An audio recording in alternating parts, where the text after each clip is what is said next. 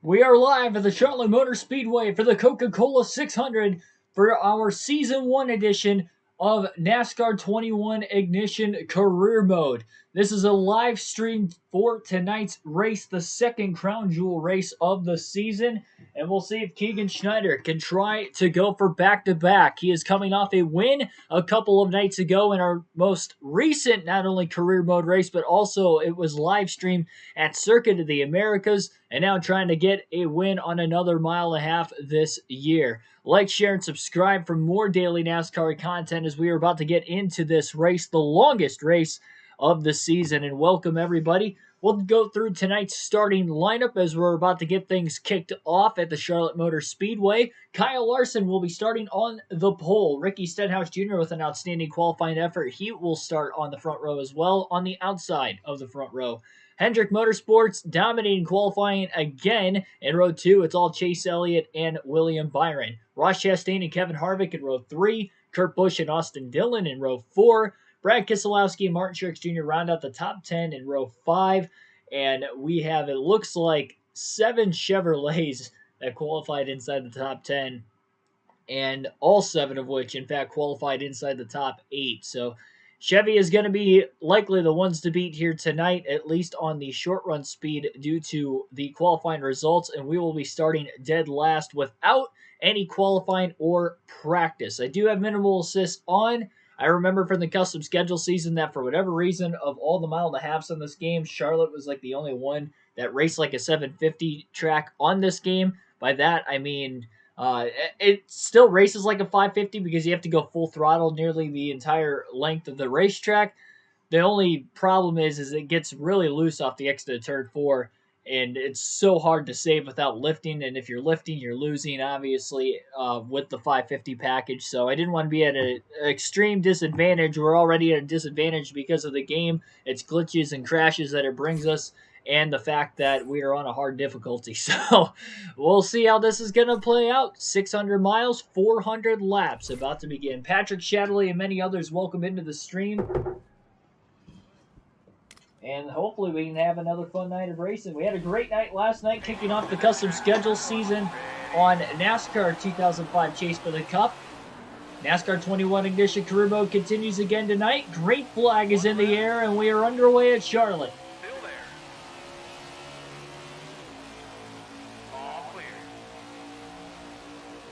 We're going to be patient in the early going of the race. As we start in the daytime, this race will end in the nighttime. Not sure what kind of a car he's going to have speed-wise. We'll have to see how this is going to play out, of course.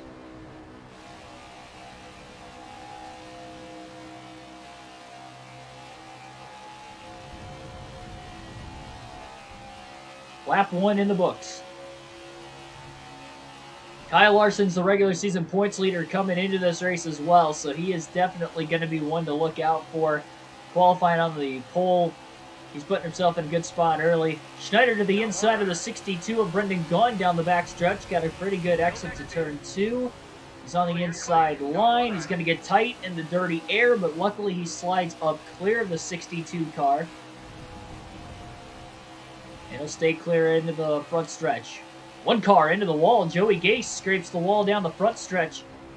Still holds on to the outside of Ryan Preece, but Schneider's getting very tight.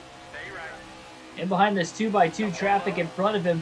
Almost got the wall, had to lift again and allow the 62 of Gaughan to get back by him. Dirty air is going to become more and more of an issue in this one, especially considering the fact that we do have minimal stability assists on. Major block by Joey Gase on the 62 of Brendan Gaughan.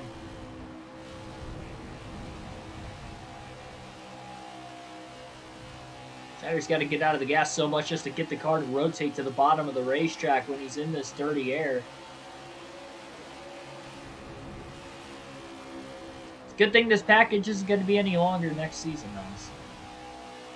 Won't have to worry about it on future NASCAR games. Just this one.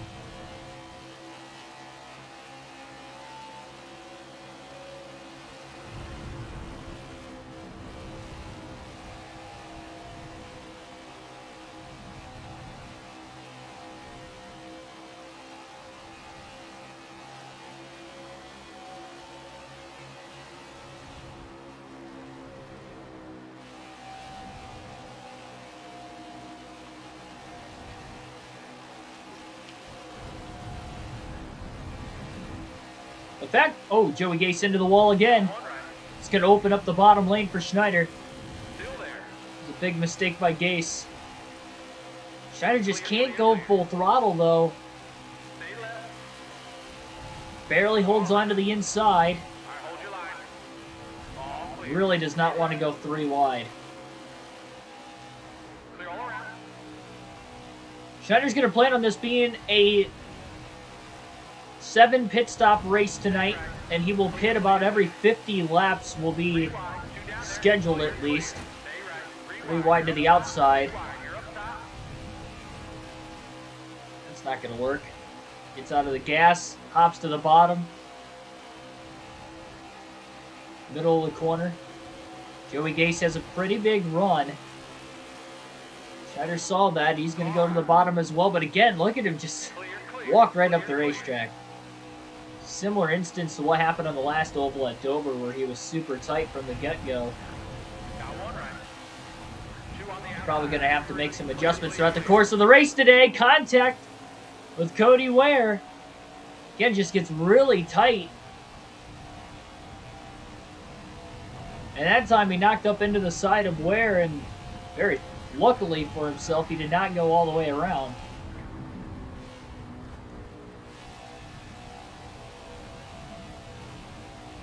That could have been disastrous.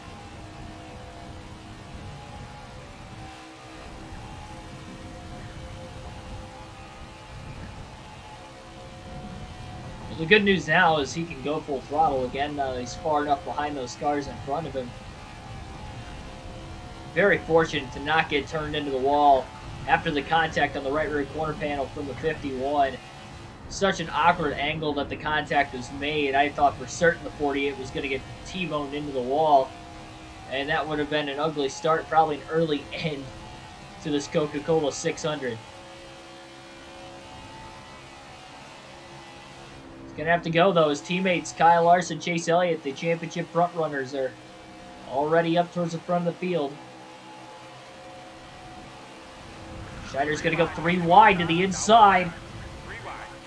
Risky move. James Davison just completely chopped him off. Schneider doesn't want to go 3 wide, but he almost has to. He's getting slowed up so much by these guys.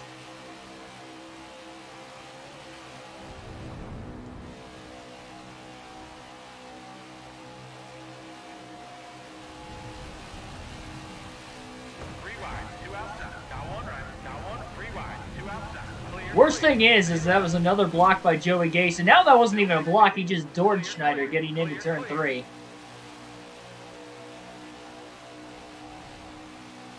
He blocked him down the backstretch, and then he completely doored him getting into turn 3. Now the 62 car's in the wall. Schneider's going to find a way to the inside of Brendan Gaughan again. Car's pushing. Not enough, though. 3 wide to the inside down the backstretch as he tried to side draft Joey Gase as much as he could. He'll at least clear Gase into turn 3. Still got James Davison to his outside. Good run off the exit of turn 4. Davison just drilled the 48 now. Schneider to the inside of David Reagan. Clean air out in front. He's going to be able to drive it deep into turn 1. And finally has clean air on the nose again. Makes his way around that smaller 4-car group. Michael Turner, welcome to the stream. Michael's happy about the 550 package being no longer. I think pretty much everybody is okay with that. Anybody that is knowledgeable enough about racing or the sport of NASCAR, I'd say is pretty stoked about that, including myself.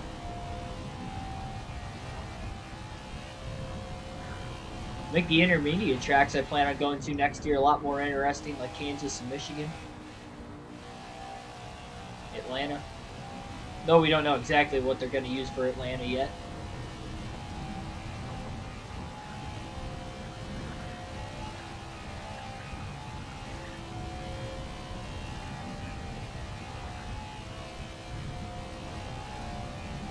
Schneider's definitely getting a little bit tighter off the exit of these corners. He still was able to go full throttle for the 1 and 2 that time at lap 15. Not going to be able to do that in 3 and 4.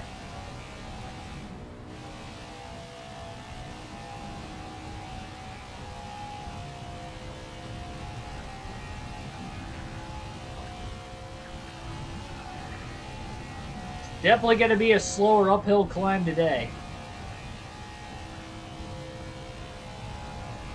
Schneider's going to try to somehow find a way to just make it to the end of this one. Pro Chim Skills, welcome to the stream.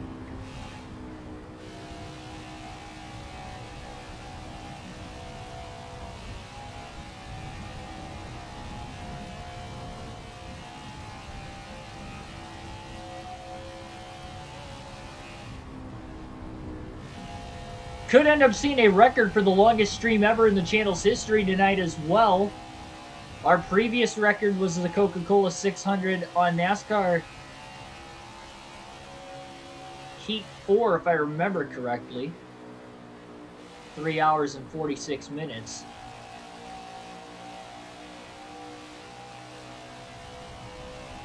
Actually, now that I think about it, it might have been NASCAR Thunder 2004. I don't think it was NASCAR Heat 4. I think NASCAR Heat 4, we were up over 3.5 hours, but I don't think that was the 3 hour and 46 minute mark. We're getting a little bit tighter in that dirty air again. It's a hassle. Underneath the 00, Quinn Houff. He was very fortunate. Houff did not cut him off. Schneider to lift so much with the double wide traffic further up in front of him.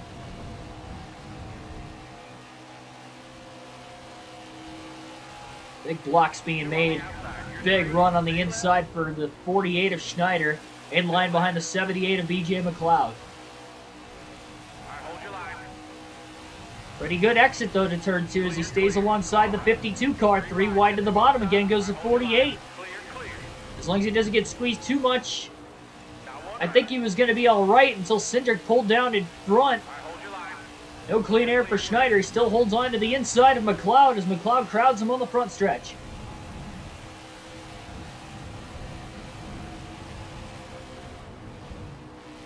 Now Cindric with the block into turn 1.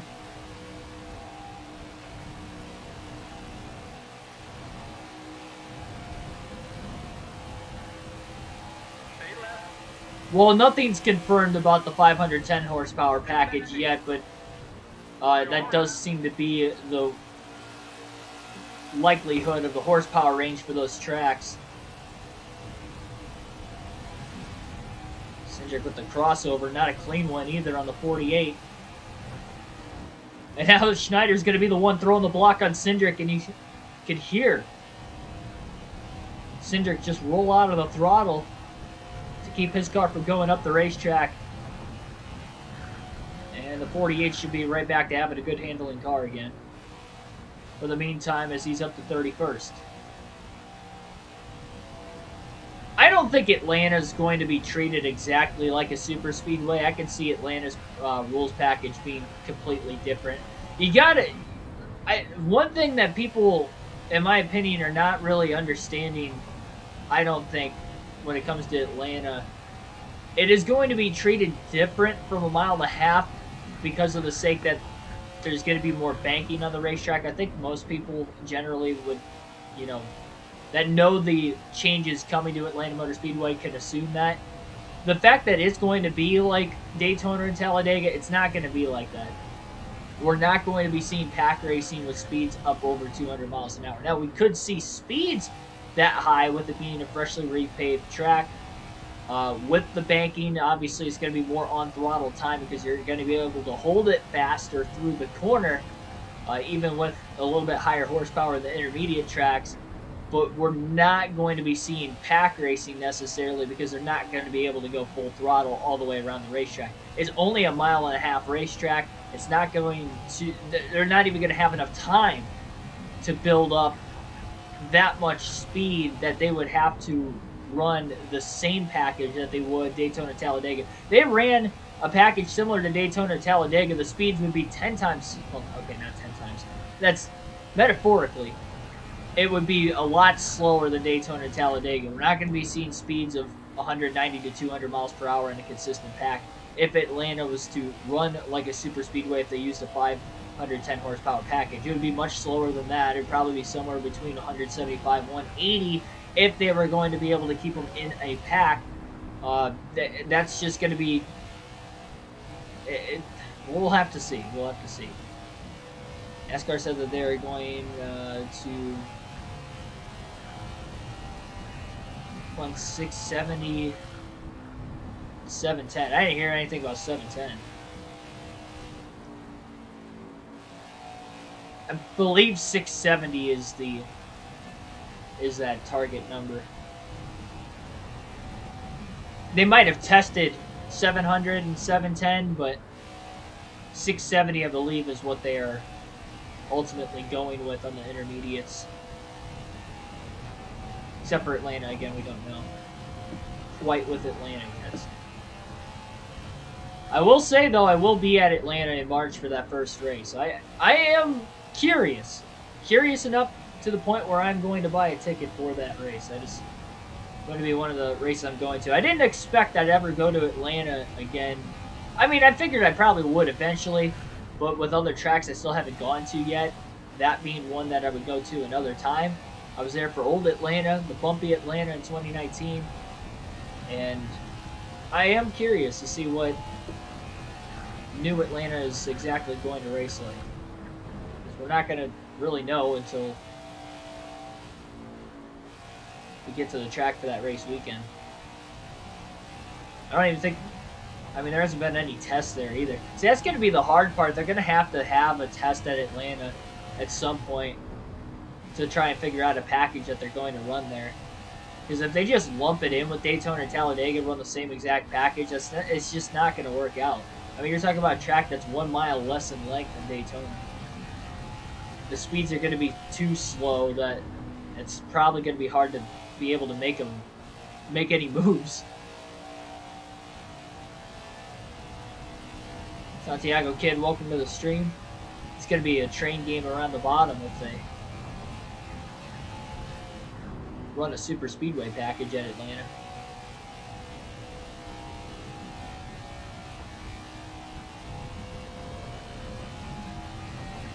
$700 horsepower for... No. I don't think they want that. Why would they have more horsepower for the super speedways? That doesn't make any sense at all. And I mean, that's just... It's got disaster written all over it. Well, I mean, it might look more like a traditional race and not like a traditional super speedway race, except for the fact that if there is going to be a crash, it's going to be nasty. Even nastier than the big ones we see now. We might not have 30-car pileups, 20-car pileups with that kind of a nasty crash at those speeds because the cars will be more spaced out. But more chances of cars coming up off the ground. That is for sure. It only really happens a couple times a season between all three of the top series in NASCAR, let alone the fact that you don't want it to happen a couple times every single super speedway race. It's just asking for something bad to happen ultimately. Jesus Manuel Ortiz, Mikey Boy, welcome to the stream, guys. 16 people watch right now, only 3 likes. Smash the like button, subscribe again for more daily NASCAR content. You're watching the NASCAR 21 Ignition Coca-Cola 600 for Season 1. Currently lap 32 already. Caution free to this point. Schneider in the 31st position after starting in last place. He's definitely got a tight race car, and they will be making adjustments under the first pit stop of the day. Going to take a little bit of wedge out of the race car. Going to take 2 rounds of wedge out of the car for the first adjustment. Just made contact with a couple drivers. Really, most of it was them crowding Schneider. Schneider got a little tight and got into Cody Ware once, and really that's the only contact that he actually made with somebody. He has not hit the wall at all yet this one either, which is good. I want to damage the fenders up any that would cause a tire rub and a potential tire blowout. Schneider has 1 win on a mile and a half this season of his 7 wins in the first 14 races of the season. But the wins on the mile and a half, it came at Las Vegas, and it came in a 50% race, not a 100% race. So still looking for that first win on the mile and a half in a 100% race, which we will have only 100% races the rest of the season. Now up to 7 likes. There you go. Thank you for those of you that just hit that like button or already did beforehand. Keep that growing. Helps me out a ton.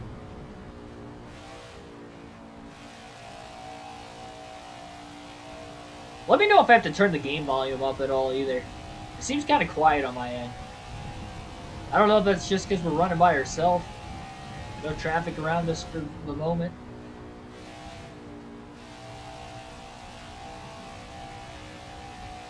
Seems oddly more quiet.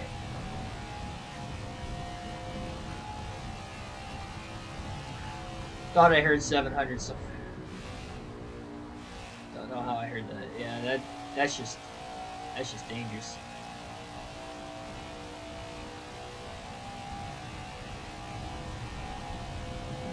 There's a reason why the speeds are reduced. We don't need Bobby Allison 1987 crashes 2 to 3 times every super speedway race. I will say the drivers will probably tone it back on the aggressiveness on the super speedways if they ended up going 700 horsepower.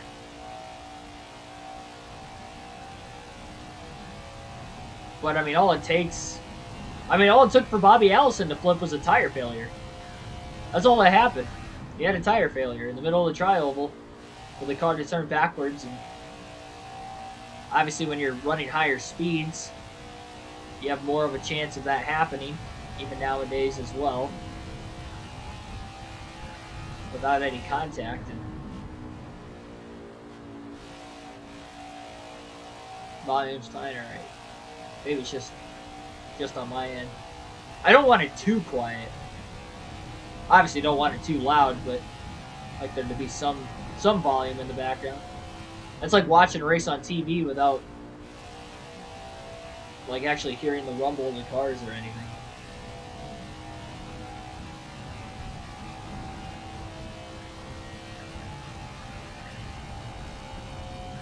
There's another pack of about 10 cars up here.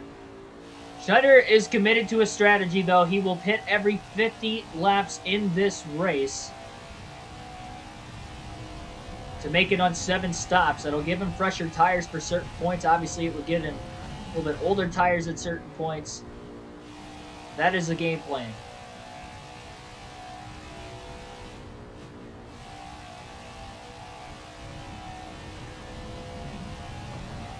Yeah, that's true.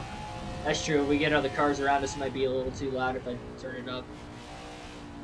No roof flaps. My goodness. Could you imagine if there were no roof flaps? Joey Logano with roof flaps in 2021 had a blowover at Talladega this year. Imagine no roof flaps. Those cars would be tumbling for an eternity. I thought Kyle Larson's barrel roll was long at Talladega in 2019. Just imagine if he didn't have roof flaps.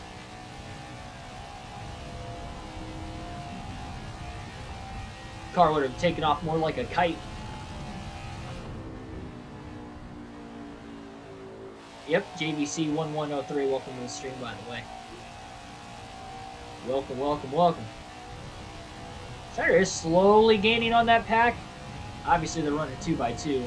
He's only 10 laps away, and again, there will be adjustment changes on the 48. He's very tight right now, even in the clean air.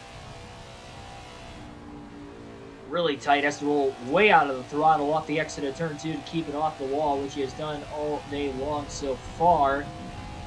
The transition to the nighttime will come about halfway through the race. It's going to be interesting when it does happen as well, because any time that we've gone from day to night transitions in this game, the game seems to kind of glitch in the sense that the screen will go dark for a couple seconds. One instance was here in the Coke 600, and everything worked perfectly fine in the sense that we didn't hit the wall, didn't hit anything, and then another time we ended up blowing a tire at Daytona, so we'll hope for the best. Problem is, both times it happened in the middle of the corner, which you really have to hope at that point that you don't hit the wall and screen going black. You don't know if you got back in the gas too soon. Real guessing game. I mean, you might as well just try to play this game blindfolded for like 3 seconds. Might be easy down the straightaway by yourself, but in traffic in the middle of a turn, that is it is not fun. Not an easy feeling. I believe Denny Hamlin is the race leader. Just saw it flash on the upper left-hand corner of the screen where the leaderboard's at. Yep, there he is. He's about 7 seconds behind the 48 car. So Schneider is definitely going to have to pick the pace up here. And he's in the wall for the first time today into turn 2.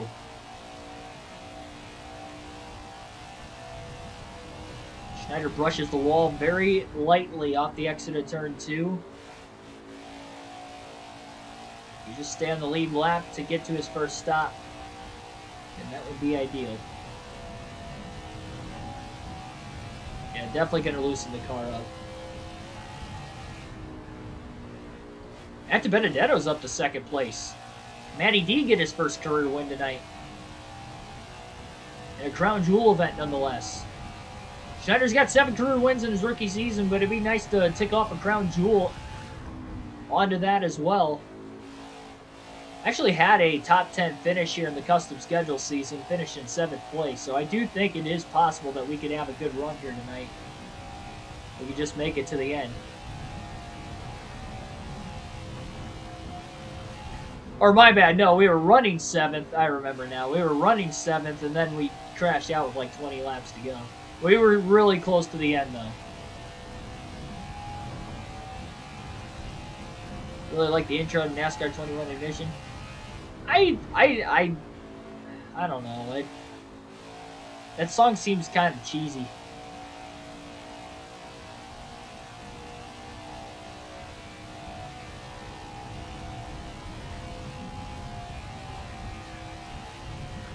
Like, that's the kind of song that honestly kind of gives me chills down my spine for the wrong reasons. Like, ooh.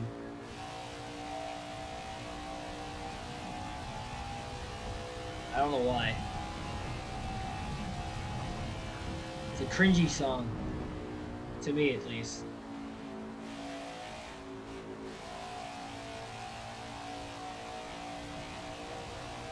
I mean, is it my taste in music preference? No. And that's not why I'm saying it's cringy to me either, because I mean, my sister doesn't listen to the same music I do, and I've always listened to her stuff, and like, I know what like the cringy pop or rap is, and then I know what,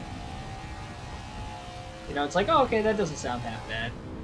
You know, it's like nothing I would listen to on my own, but it's tolerable kind of thing. Like, that's like, I don't know, that seems kind of cringy to me. I don't know if it's the lyrical content or...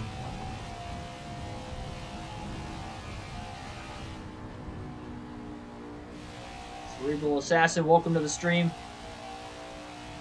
Good luck with this long race. Tried earlier. Actually made it to the lap 290. And I fell asleep. Oh no. I've never fallen asleep in the middle of a stream before. But if I had to, it would probably be the Coke 600. Especially with a 550 package like this. Maybe. No. I feel fine. I had to work today. I was actually a little tired when I went into work. Woke up throughout the course of the day. Then I got tired again because I was pulling a lot of paint. But, you know, I fought through it. We're here. I thought about stopping the Starbucks like I do every now and then just to get some extra caffeine in me here. I'm not big on caffeine at all, but, you know, Starbucks about once a month. Every 3 to 4 weeks or something. It's been a while since I got... It's probably been a little over a month since I've gone to Starbucks. I thought about it, but then I was like, nah, I'm, you know, running behind a little bit. That's why we didn't get this started right at 6 o'clock, so I was like, I don't want to waste any more time than what I already had. There was one time I can remember when I worked at my last job, which, by the way, Schneider's going to pit this time. Sorry for those of you wondering. Lap 51. So he is at his point where he will pit. He was on the lead lap still. 45 miles an hour is the pit road speed limit. Schneider makes his way down. 4 tires and fuel. Almost hit the inside wall, but not quite. So really hoping that this plays green. Schneider is going to be pitting every 50 laps in tonight's race. This is the first of 7 stops. Scheduled, of course.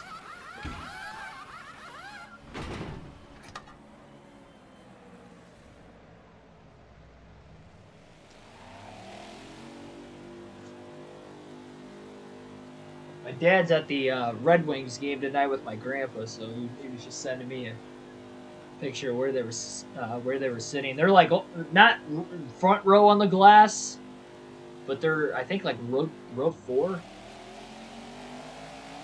I sat row 2 up there once. Oh, forgot to shift. Oh my goodness, 3 wide. 3 by 3, and it looks like Schneider's probably going to merge in with everybody. This is not going to be pretty. This is not a good place to merge. He does have 4 fresh tires. He's going to do with it what he can. He's just going to run the apron. I mean, he's got 50 lap fresher tires. He's just going to run the apron right now. Little contact with Kurt Busch. Busch almost goes around after squeezing the 48.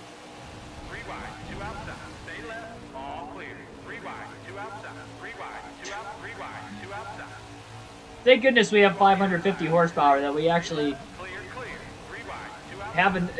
we have low horsepower and high downforce to be able to do that. Gonna have to do it one more corner just to be safe. And we got fresh tires, obviously. All that plays into one. Minimal stability. Well, Schneider made it through. That was about as quickly as he could have.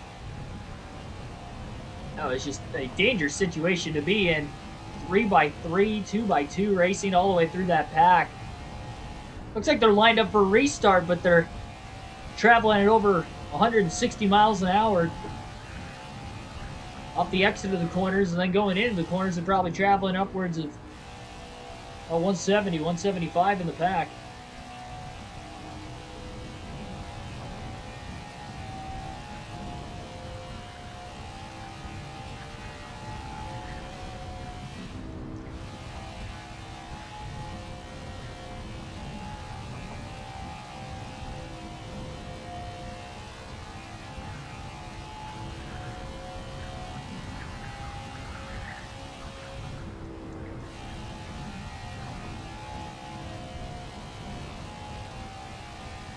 So again, adjustment changes were made for the 48 under that first stop of the day at lap 51. Took 2 rounds of wedge out of the race car to try and help loosen it up. He's got 51 lap pressure tires on top of it. It's only going to help him even more. Didn't drop below 166 miles an hour through turns 1 and 2 either. And I think this next lap right here probably has the potential to be his fastest lap of the race. Trying to see if he can push it full throttle through 3 and 4. He's going to lift a little bit off the exit of turn 4 just to be safe. But he is definitely pushing hard. And because he lifted at a bad point, that was not his fastest lap.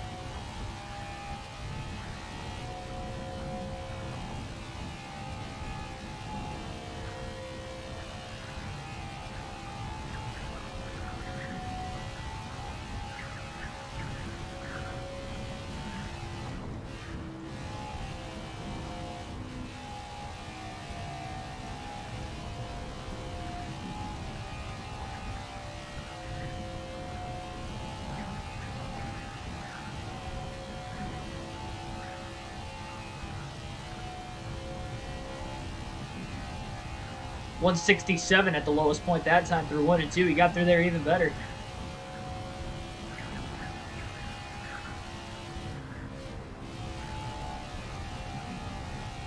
And it looks like about 163.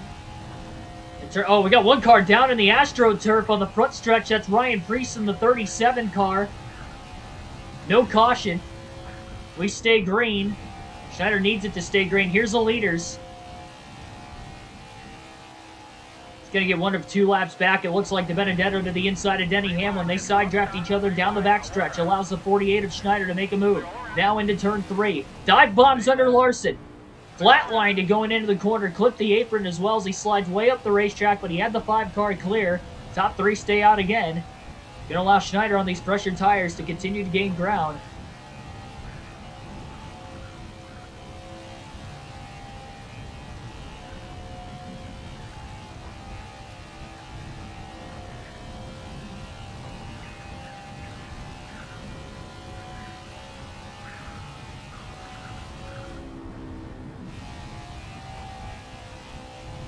A lot of slower cars coming up ahead. Who have not pit yet. 1 car is on the inside off the exit of turn 4. He's actually pinned against that pit wall. On the outside of the pit wall in the AstroTurf, but he is sitting nose first. So not sure who that is. We've had some issues here with drivers trying to get into the pit lane. Schneider's trying to stay wide off turn 4. He was expecting another car to pit, and now somebody else just nosed it into the wall. Cole Custer made a late dive into the pits. I'm not even sure if he made it down as well.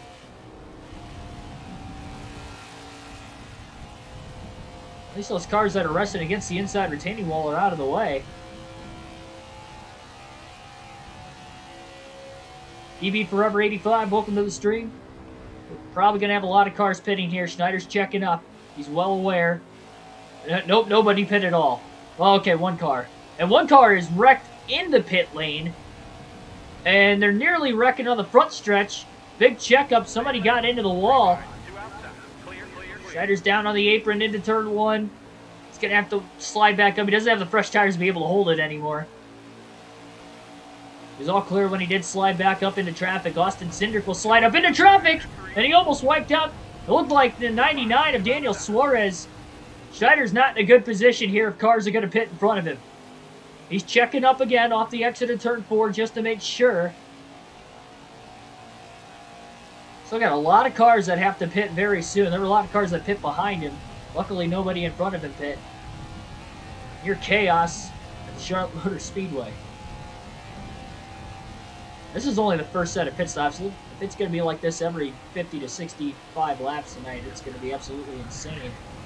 And the big run down the backstretch. 3 wide getting into turn 3. Schneider sends it. He's on the brakes, slides right up in front of Cindric and almost took him out. Bubba Wallace pitting off of turn 4 late. Cars checking up as 1 car, Kyle Busch, clips the AstroTurf on the bottom, trying to keep it off of Ryan Blaney. Schneider stays in the gas. Oh, he's into Busch. He slides into the 12 of Blaney. Door to door, 4 wide into turn 1. 4 wide into the first turn. Blaney got squeezed into the walls. There was nowhere to go. I don't think Schneider's got a tire down, luckily. And we stay green again.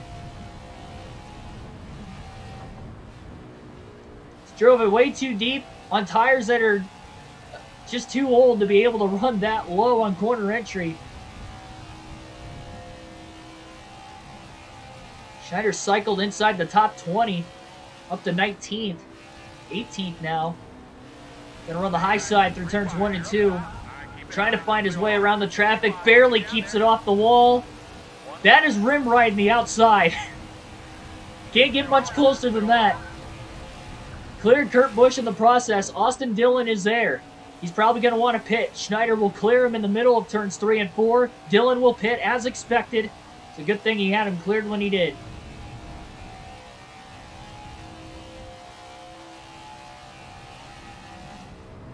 We had some wild racing last night on NASCAR Chase for the Cup 2005 Modified Series action. The first 2 races of that custom schedule season.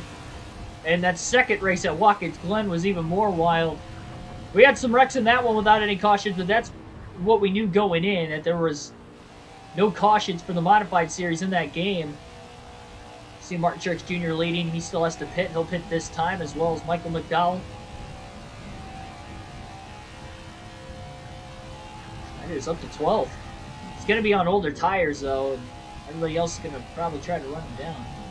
It could be possible that everybody else can make it a 1 less pit stop than Schneider as well.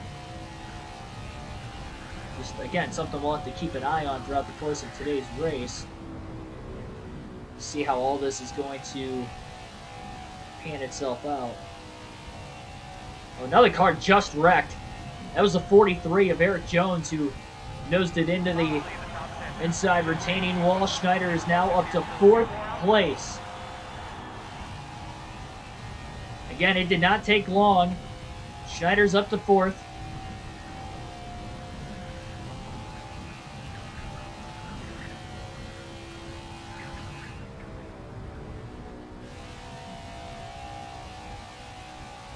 See Tyler Reddick in 5th place, slowly closing in though with those fresher tires. Got probably about 16 to 17 lap fresher tires on Schneider. So short pitting definitely worked out for now. Brett Keselowski, it looks like, coming out of the pit lane in the 2 car. He's going to slide up right in front of the 48. Schneider's going to go to the bottom. Pass him into turns 3 and 4. Brad's in line right behind him on the front stretch. Probably make his way around in turns 1 and 2, I'd have to assume. And Schneider holds the bottom. Keselowski went there as well.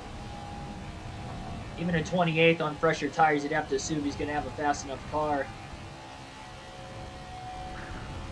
The top 3 is probably still Denny Hamlin, Kyle Larson, and Matt DiBenedetto. Not sure what the order would be. Those guys are likely 1, 2, 3 still. Schneider was able to get to 4th. And Schneider trying to go for back-to-back wins after dominating that Circuit of the Americas in the last race. And he's still holding off not only Keselowski, but Tyler Reddick as well, who's been side-by-side with the 2 car for about a lap and a half. Schneider's backing up the corner enough. Keselowski gets by on the outside now. Christopher Bell back in 6th place, trying to close. Schneider hanging on for all it's worth. This battle for 4th with Tyler Reddick, who has come very close. Back-to-back top 10s. He's led some laps in each of the last 2 races at Dover and Coda.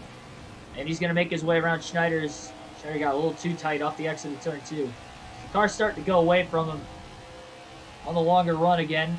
Christopher Bell is just going to rocket by on the inside. Schneider will pull down in line behind him. Denny Hamlin is scored as the race leader.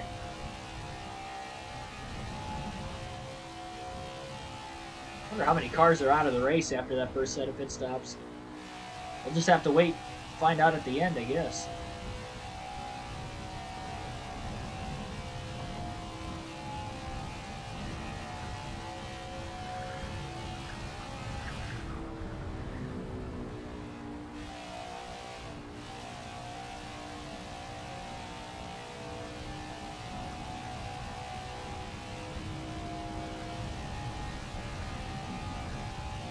Kevin Harvick is in 2nd.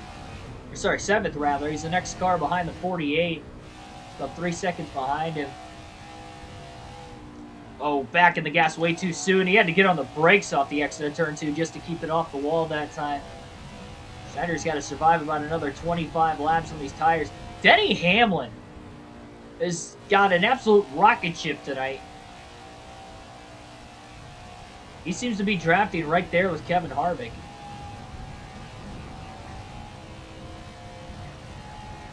They have closed in to now just less than a second off the back of the 48 car.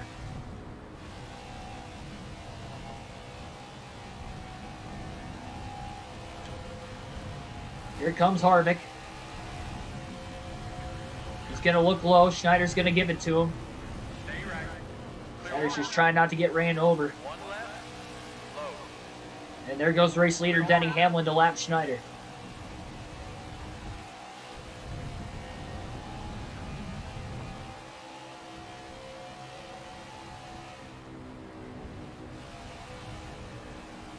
Almirola, Custer, Austin Dillon charging through. So when Schneider pits the next time around, he'll have fresher tires at about lap 100. And he'll have about 30 to 33 lap pressure tires than everybody else for a little bit longer period of a time than when he had about 51 lap pressure tires for about 16, 17 laps. He'll end up having those 30 to 33 lap pressure tires for about 30 to 33 laps before everybody else pits. And then the third stop should be pretty even with everybody. Austin Dillon going up the track. I think he got tight behind the 5 of Larson, who's in second place trying to run down Hamlin. Andrew Soto, welcome to the stream. McDowell was for position in the top 10. Custer getting blocked big time by 48. He's riding the brakes in the middle of turns 3 and 4.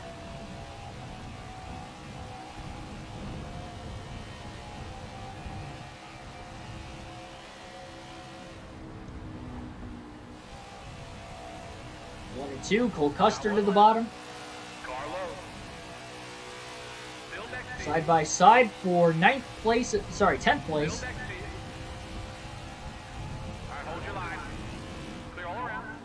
They're going to drop in line behind him. And look at his car go up the track, though, when he pulled in line behind the 41. Be able to draft him down the front stretch at least and pull closer again, but then by the time they make their way into turns 1 and 2, probably going to get tight.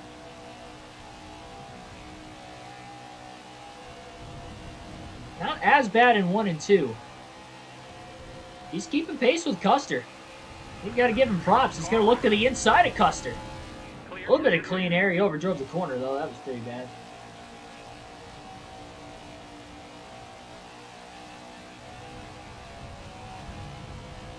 So even on 17-lap older tires, he's keeping decent pace.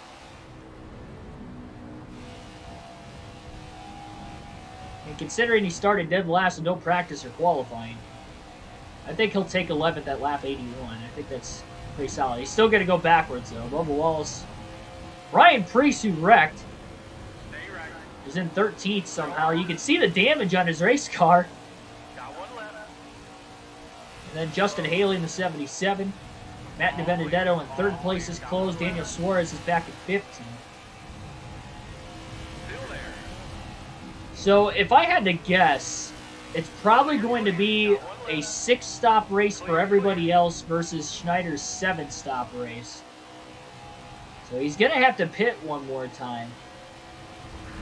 But that's going to be the best chance for him to actually have the car to be able to be capable to run up here. Big time slide job on Haley. DiBenedetto took it 3 wide to the bottom of everybody. There's a giant pack of cars that is closing in on the 48. Kyle Busch is back at 18th, it looks like, 17th.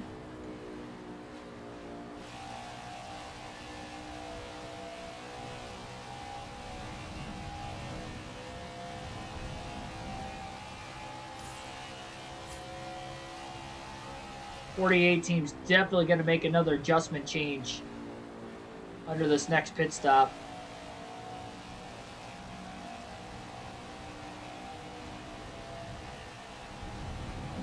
I almost feel like the car is even tighter now on the long run. On the short run, it was a lot better, but on the long run, it almost feels worse. Still there. All clear. Slide up in line. Between Chastain and Suarez. Oh, Schneider crowded the 18. That was pretty bad. Thought he might have had a chance to get down in front of him and really had no chance at all.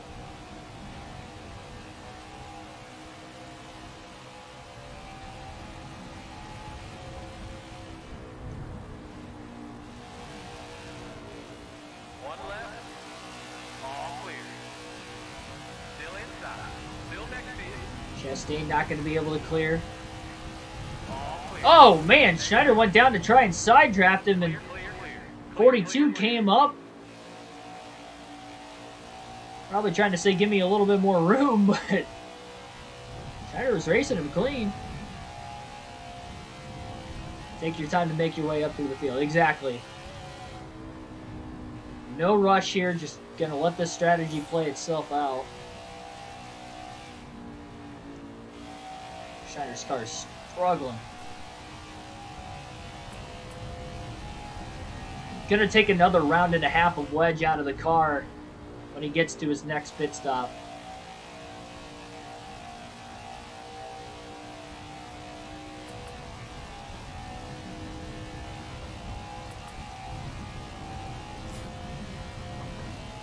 Another wedge adjustment coming up for the 48.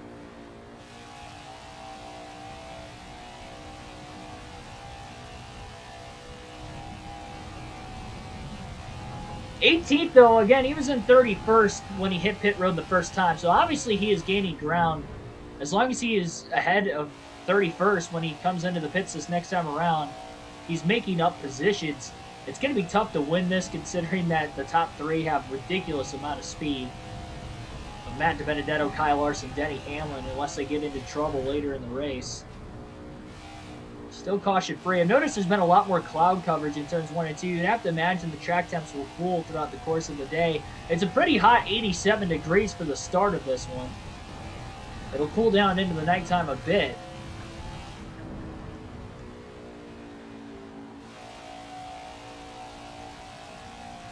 But hot and slick, you would think would be the track conditions, but Schneider has been bad tight. Not from the start, about midway through the run on is what he's dealing with right now. 20-25 laps into the tire stint. Really starts to want to force to the wall. He's only gotten into the wall once. And he could have wore the tires out a lot more running the apron too. Those few times in overdrive in the corner down there to try and pass those slower lap cars when he made his way out of the pit lane. I would not be surprised if that hurt the tires quite a bit, because that transition from the banking to the apron is pretty substantial.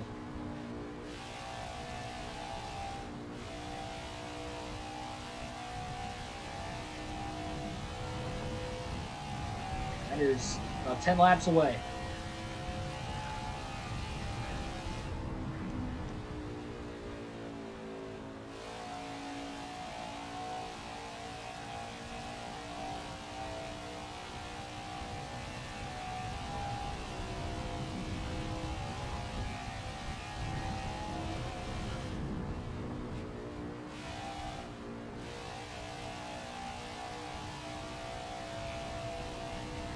At least he's all by himself on the racetrack now. Clean air in front of him. Nobody anywhere close behind him. Ryan Newman's the next driver for position and 19th behind him. Oh, anywhere between 4 to 5 seconds back still. Sure, he's closing. Not sure how much.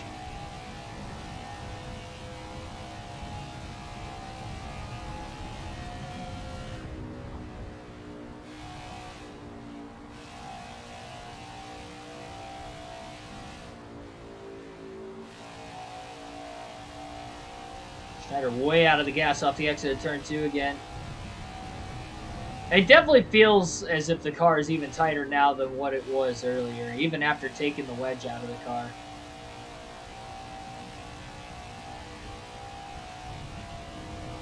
Don't forget he had a bit of contact with Ryan Blaney as well in the middle of this run. That, although it didn't blow a right front tire, could have definitely used more of the right fronts again.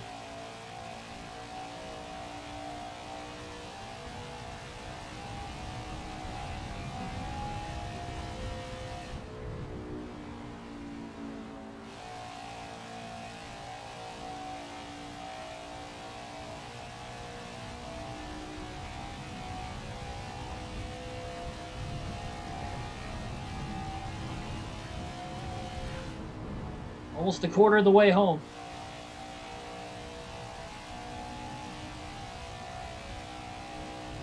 Almost an hour in already, too. This could be a record stream tonight. 3 hours, 46 minutes is the time to beat.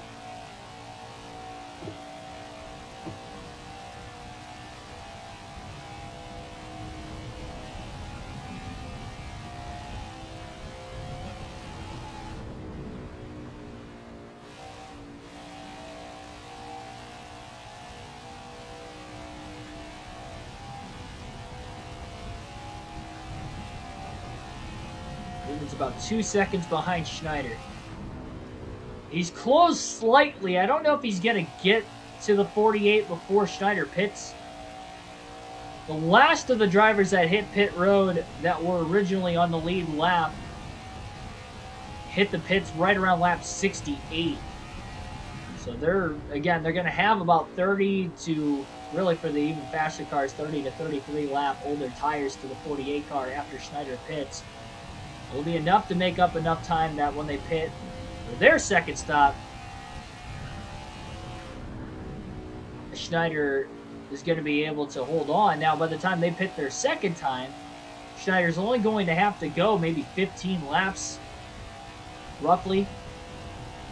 Maybe a little bit longer than that before he ends up having to pit again instead of having to go, like he did this time, about 30 to 35 laps. So that window is definitely going to keep shrinking until they end up eventually pitting at the same time again. Probably right around midway through the race.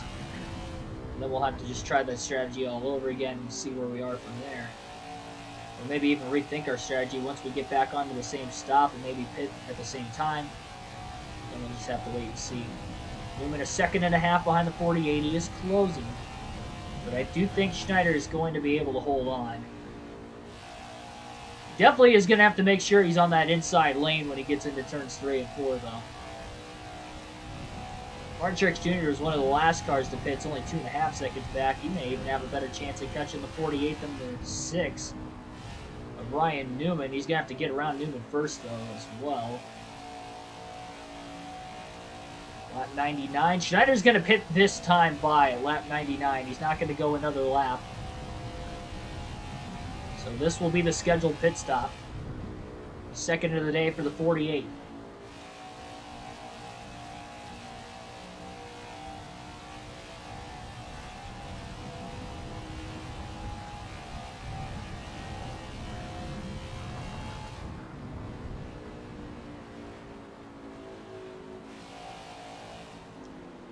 So here it is, Schneider into the pits. And 45 miles an hour is the pit speed limit. And he gets down in time, down to the commitment line.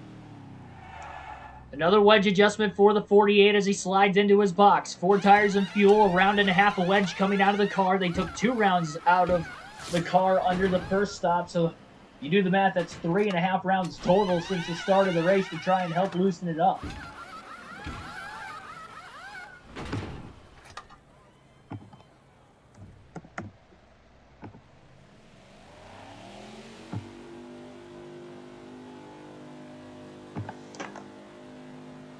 Pretty clean stop.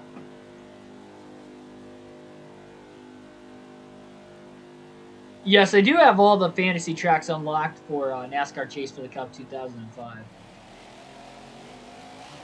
Schneider not going to forget to upshift this time. Well, they're 2 and 3 wide up there again. He's going to catch that group eventually. At least he's not going to merge out in the middle of it by the time he gets up to speed. He'll do his best. Back to 36th. I'd imagine those other 4 cars behind him are probably out of the race. And we'll see what the wedge adjustment will do. It's going to have a lot of dirty air.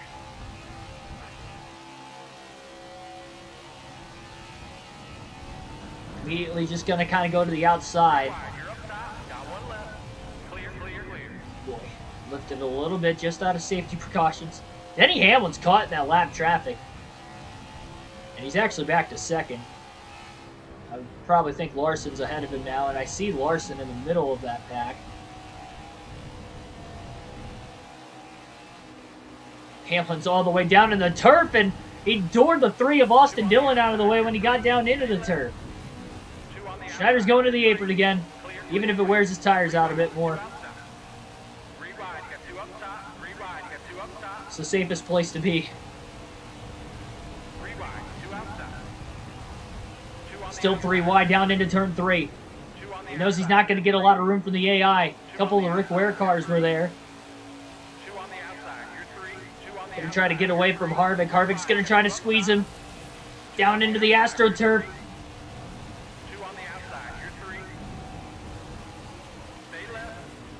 Schneider pulls clear. Down to the apron again. To get by BJ McLeod and Quinn Houff. He's up to 29th. This is not real racing. This is obviously a video game. And I don't like making moves like that, but this game puts you in a box where you have to do it. I mean, it's obviously going to wear our tires out quite significantly, like it did on that last run.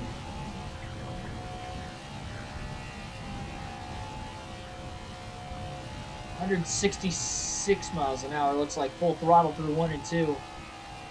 Big time closing rate coming up on the 24 and the 7. Schneider's just going to go to the outside, 3 wide. That's a gutsy move, but at least he kept it on the racing surface. That's going to use less of his tires.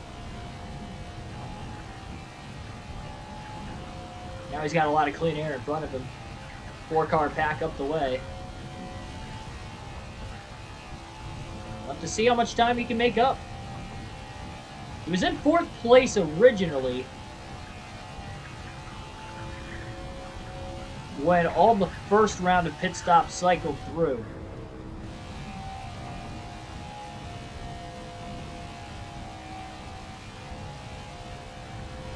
Probably going to see the last of the driver's pit right around lap 136. Probably start the pit maybe just shy of lap 130.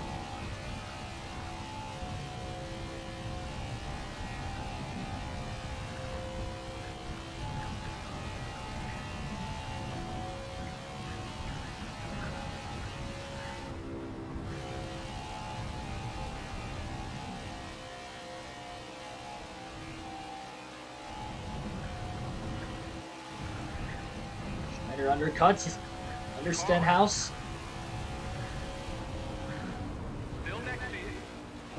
Oh boy. There's a little bit of a gap there, and then Eric Jones just completely shut the door right on top of the 48. I did see my batteries low now. I'll change it out under the next pit stop.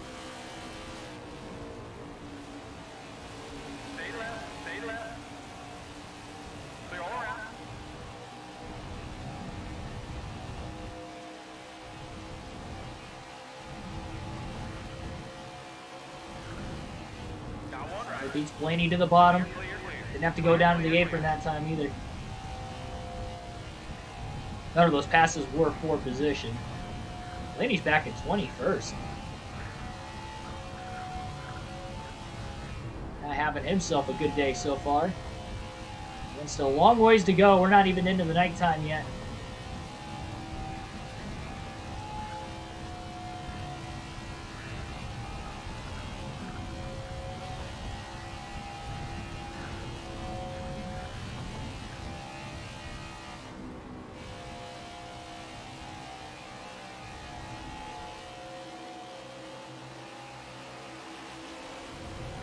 There's a big run into turn 3 on the outside. Kurt Busch, Ryan Newman, and Chase Briscoe. We're going to alternate through the different camera angles for the first time in the race today. Over about the next dozen laps.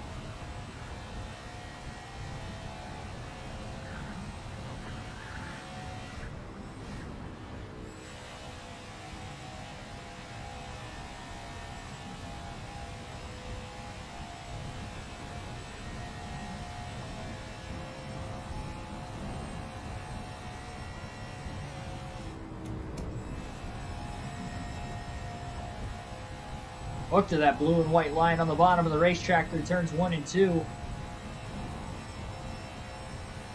Catching that giant pack of cars again, unless that's another group. How much faster Schneider is on 30 to 33 lap pressure tires compared to the leaders.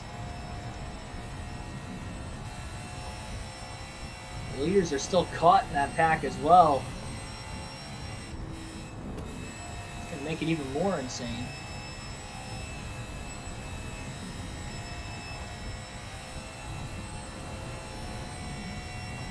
It's definitely a huge wad of cars.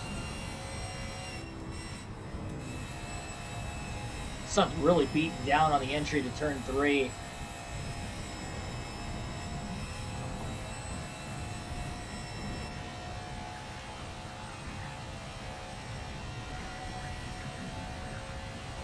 Schneider's closing fast. 2 and 3 wide out in front of him. Off the exit of turn 2. He's flying by down on the inside lane, hoping he's not going to get squeezed here. Probably was going to, so he's going to go down to the apron. He's got older tires, though. He slides back up onto the racing groove. And he's just trying to hang on for dear life. He's going down to the AstroTurf, just out of safety precautions now. Oh, Chastain just about gets into him.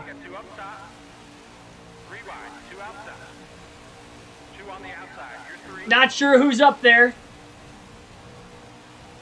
This is not a pretty situation for Schneider to be in.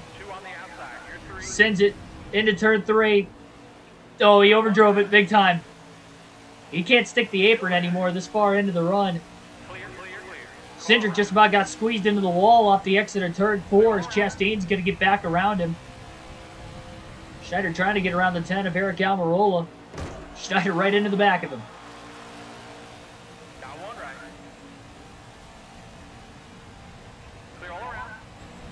Oh, we are clear. I didn't trust it.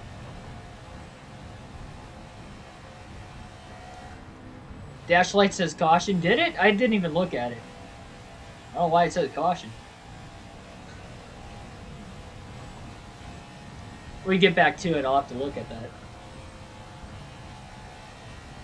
We are obviously not under yellow.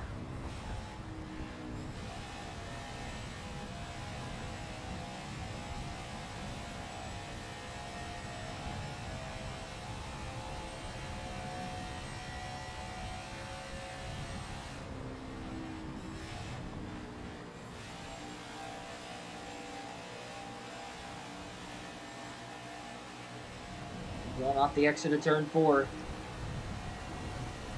3 wide. Oh, Logano's up there. Contact. Haley back down to the bottom. Clear. Stay left. All right, hold your line. All clear. 3 wide. He's got a big run now. 3 wide. Custer just squeezed himself. And he's sideways. It saves him. What a save by Cole Custer.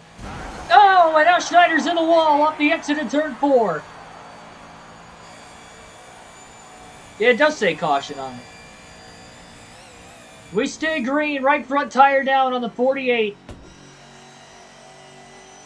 Cole Custer just squeezed himself and about turned himself, but he made a great save.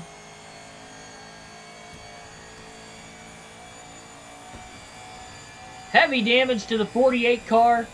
He's going to have to make an unscheduled stop. What an unfortunate circumstance.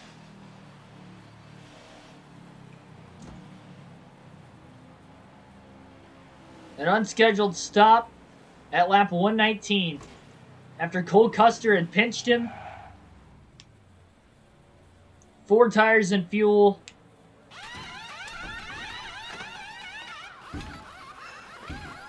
Man, that is a bummer.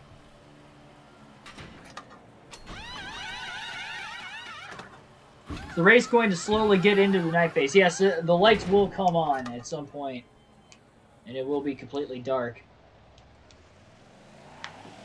Man, Cole Custer practically just wrecked the 48 car.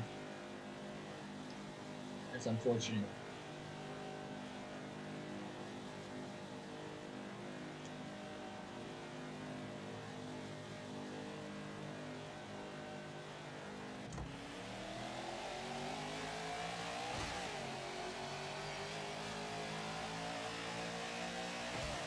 He's just going to pull up onto the racetrack. There's nobody around him. Right back to 36th again. And probably is going to cost him an extra lap. Good news is we're only on lap 120. Long ways to go still, but obviously that is not what he had hoped for. He still made pit around lap 150. It would be an 8-stop race instead of 7. He really liked the idea of short pitting.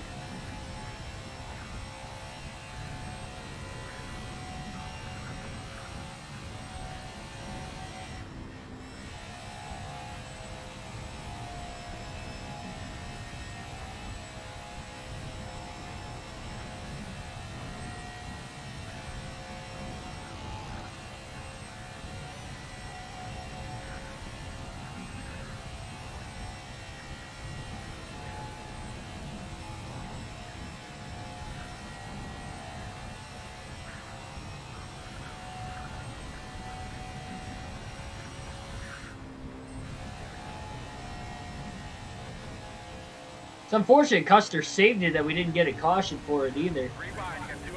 I hate driving down into the turf and just taking that shortcut. It's got to be done, obviously, because Cody Ware just drilled the 48 as he was going by.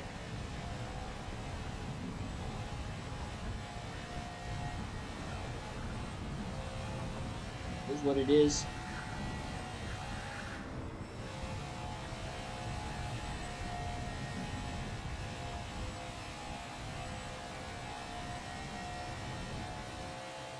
And the AI is doing it too. Lap after lap. Stay left. Clear, clear, clear. One left. Stay high. Didn't time that crisscross out very well. Got in the back of the 19 car, getting close to the exit of turn 2 and the contact happened. It was more in the middle of the corner. Either way, every little bit of contact slows the 48 that much more.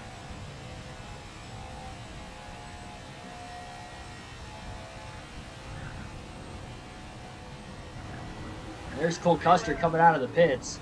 All clear. Got one right. Got one right. Clear all around.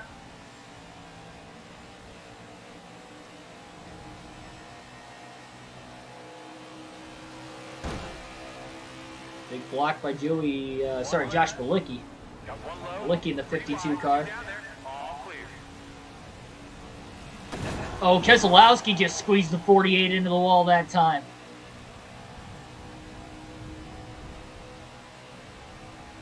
Schneider was coming up the outside. Got one left. Clear, clear. Stay right.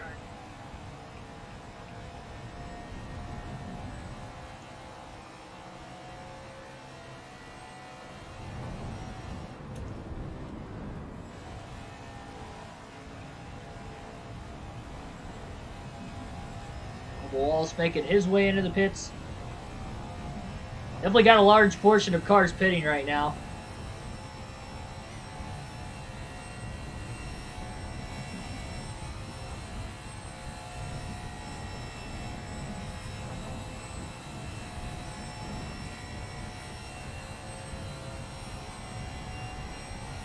Very hard for you to see the race cars because you're not in class. That could definitely become a problem.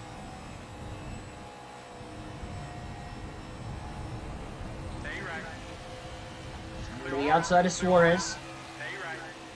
Clear, clear, clear. Got one left. Austin Dillon as well. Clear.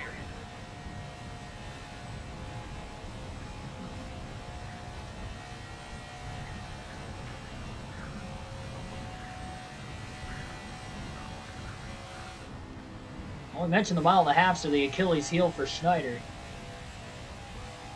I gotta say though, the second adjustment change definitely seems like the way to go. At least so far through the run.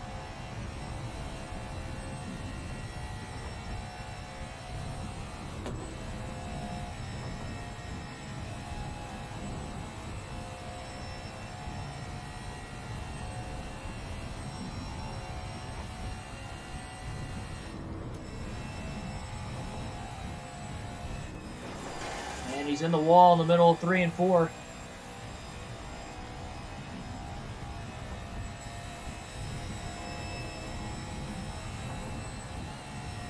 a bit too hard that time.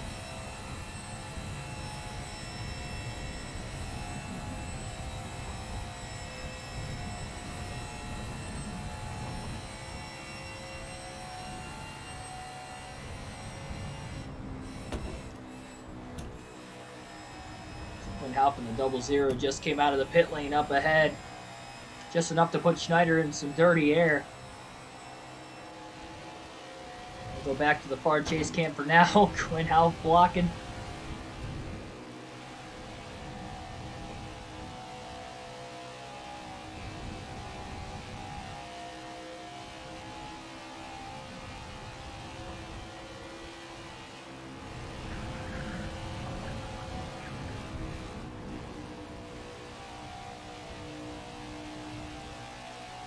Really wants to get around that double zero. He knows he's faster than him, even with Half being on a little bit fresher tires. He'll get way underneath him into turn 1. Give him enough clean air on the nose at least that he'll pull clear off the exit of turn 2 now. Definitely cost him a little bit of time. Half tried to cross him back over, and Schneider definitely chopped him off. He's just trying to figure out why Half was still there to begin with.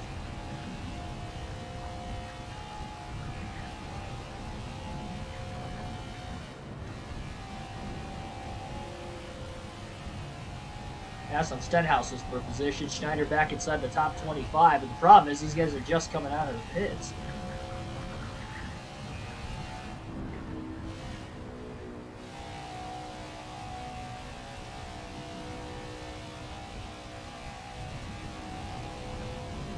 He's going to be giving up some time. He might as well pit at lap 150 like originally scheduled.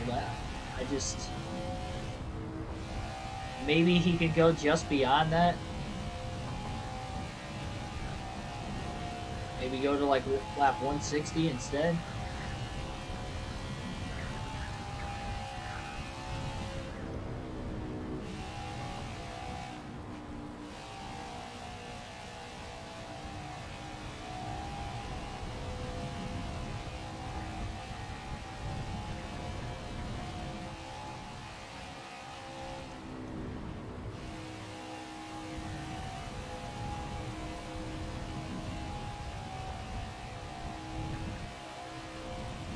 I definitely don't know how far exactly Schneider can go on you. I tried this 50-lap strategy earlier in the season.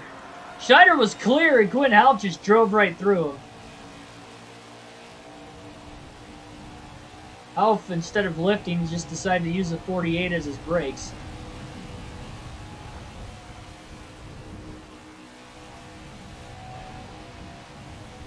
Joey Logano boxed in between these two. He's in ninth place on fresher tires.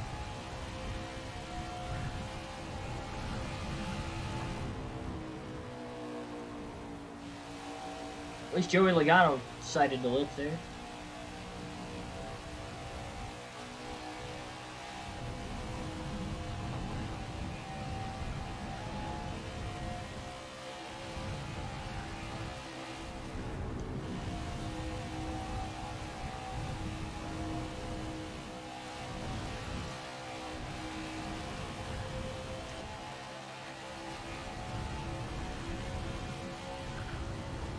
They're gonna let Logano go. Quinn Half gonna just follow him. Schneider didn't want Half to get around him. Done 72, but couldn't hold the tires. Yeah. I mean, it's just like Dover, though. It's like we make the adjustment changes, and ultimately, it's not making much of a difference on the long run. It's making the difference on the short run, but not the long run.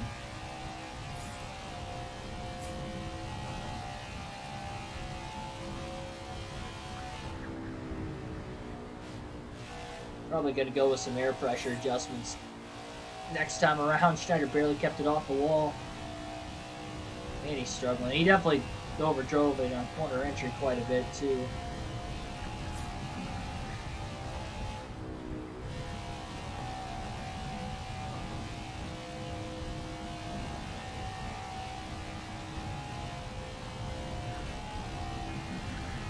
Still caution free.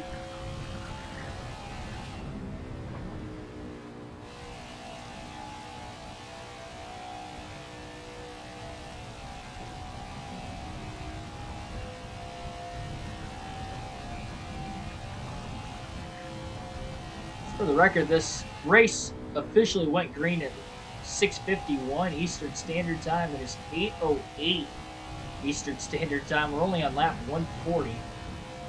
Well, granted, Schneider's a couple laps down because of the flat tire.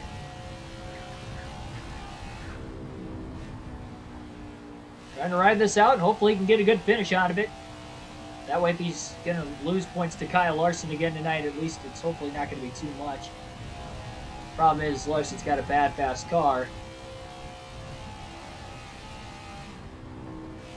This looks like Chase Elliott is one of the cars out of the race. That's one of the championship contenders for the regular season if Schneider gets into the wall in turn 2.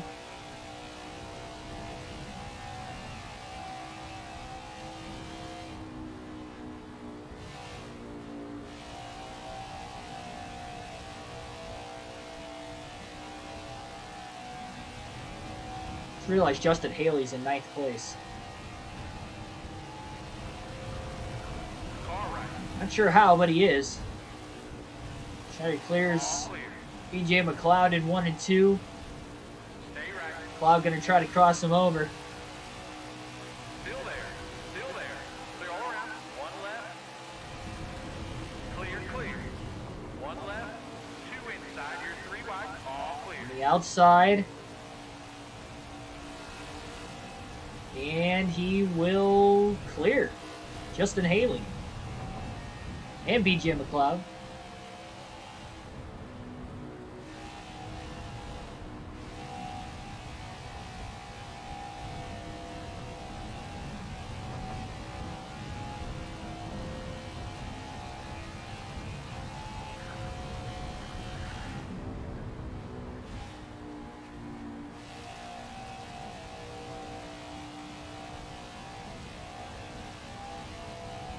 Alfredo was leading mini racing. They must get a lot better fuel mileage running as slow as they are. Even still. We were in 31st on speed at the very start of the race. I doubt we get that good of fuel mileage. I'm not even going to try it. Not right now, at least. BJ McLeod back to the inside. Schneider just blew past McLeod, and McLeod just hung around. Schneider had no clue he was there. And then when he moved down to just make his corner like normal, he couldn't do it. Because he had a car underneath him.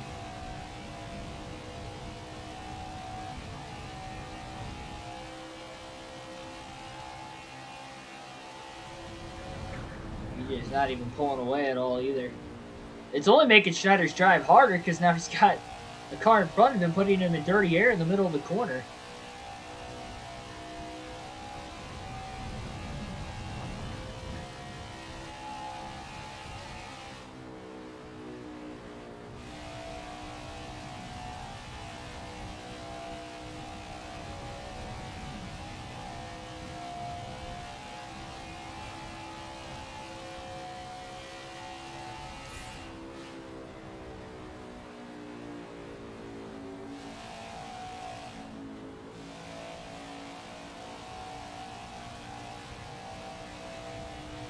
Four pounds of air pressure all the way around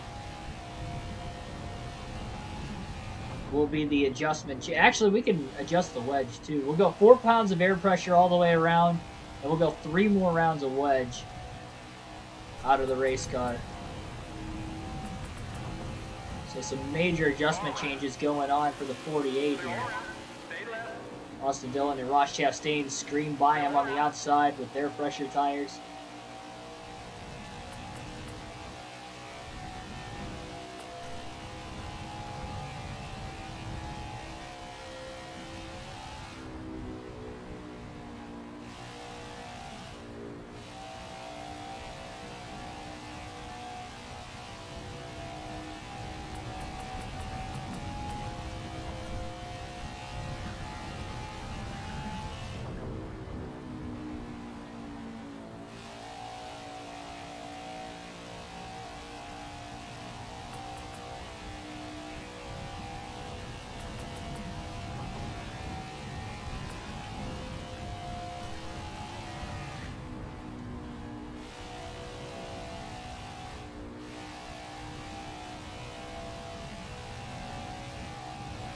We have seen upset winners in the Coca-Cola 600 before, so I guess it wouldn't be completely out of the ordinary to see a new winner. Definitely not something you would expect, though.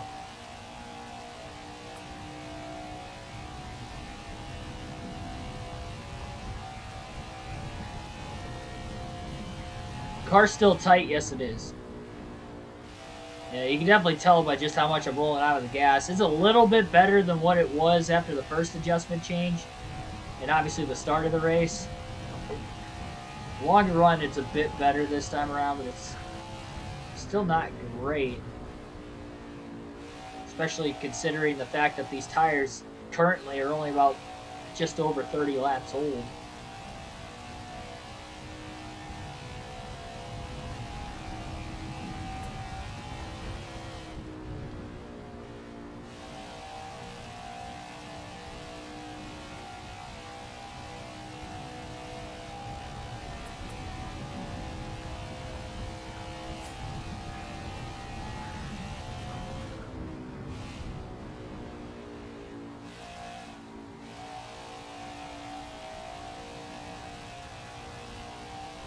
I have to keep that 72 laps in mind, though, if it comes down to the end of the race, and maybe we can make it on one last stop.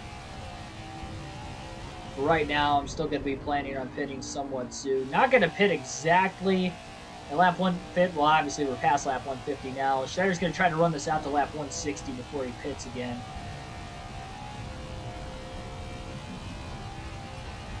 Run this out just a tad longer.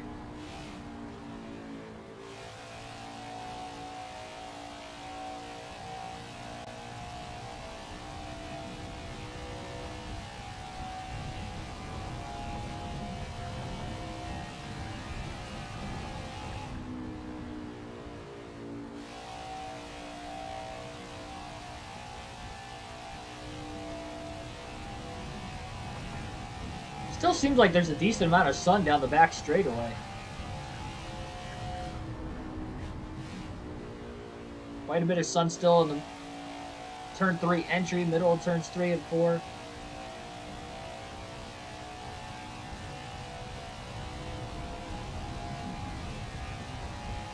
Oh.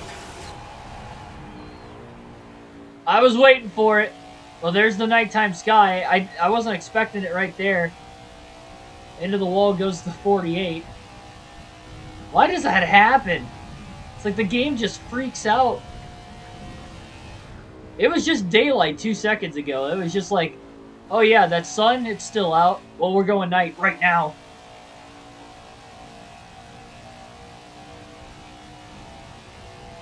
I honestly thought it was going to be a little bit later in the race when that happened. At least we didn't blow a tire, but we obviously added more damage to the right side of the car, and that had to have slowed us down.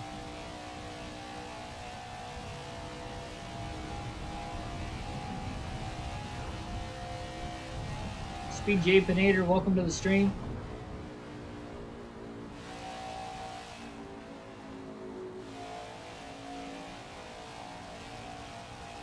This is a long race indeed. Trying to make it to the end. I think we're going to be setting a stream record today for the longest race ever on the channel. This thing is trudging along. 3 hours, 46 minutes is the time to beat. Schneider's going to stay out for a few more laps. He's going to stay on the outside. Bubba Wallace was coming in there. Here comes race leader Kyle Larson. Larson's going to look to go to the outside. He might get trapped up there. Schneider's going to try to stay high. Larson almost gets into the back of him. Schneider just got really tight into the wall off the exit of turn 2. He didn't have any dirty air in front of him. Those two cars that passed him stayed low. They didn't even pull up to the top, take the air off the front of the 48. Just how tight the 48 car is. Look at him go all the way up the track. He's back down to 133 miles an hour to try and get the car to turn. 2 inside, you're 3 wide. It's just insane. 1 left. Car low. Clear. and in the wall again.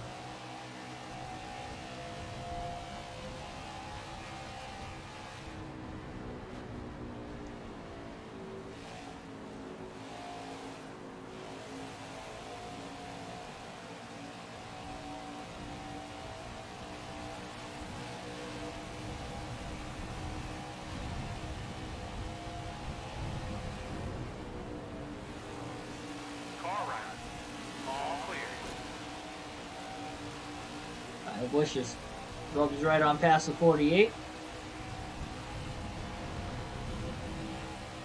Again, 4 pounds of air pressure all the way around. Schneider just crowded the 14 car. Clear. So hard to judge the speed differentials. Got one left. Daniel Suarez just completely drove right into the side of the 48. Middle of the front stretch. My goodness, this is getting annoying. 3 wide, you're up top. Stay right. Stay 3 clear, wide, clear, clear. up high. At least he'll be able to get to the bottom down the backstretch. Plenty of time. As he drops back to the 28th position, Schneider will pit this time by. That flat right front tire definitely hurt his chances of trying to win this race, especially if he goes green all the way to the end. 45 miles an hour is the pit road speed limit. 4 tires and fuel. 3 rounds of wedge coming out of the car again. And 4 pounds of air pressure all the way around. Major adjustments. Most adjustments made during one stop today. This is the 4th stop for Schneider, 3rd scheduled.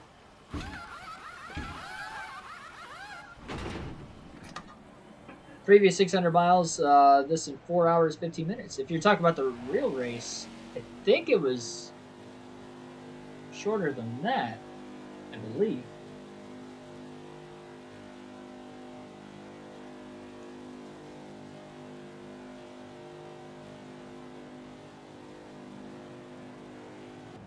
Again, Schneider just going to try to make up as much time as he can.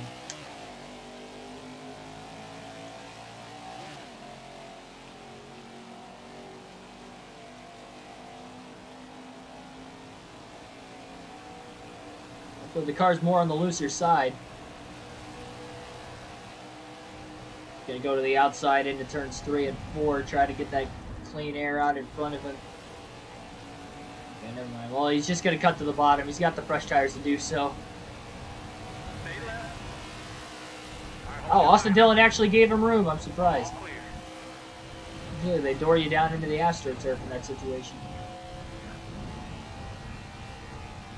This car definitely turning on command on the short run. Let's see about that longer run. You got a couple of bots down in the chat right now. Back to back.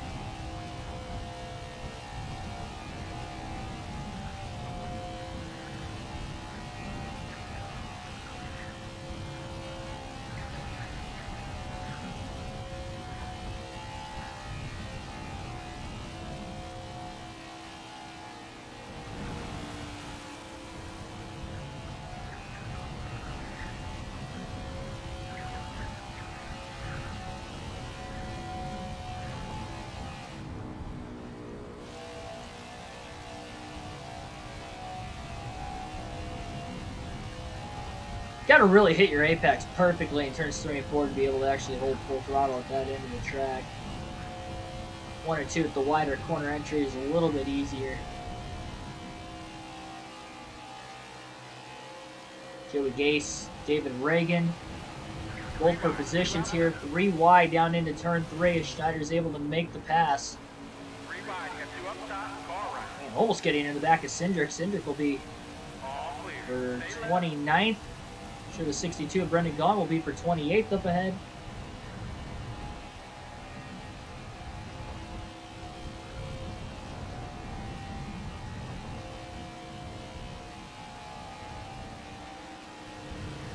Stay left. Clear, clear. Right back to where he was when he pitted. Position-wise, at least. He was in 25th when he cycled out of the pits the last time. having to make that extra stop.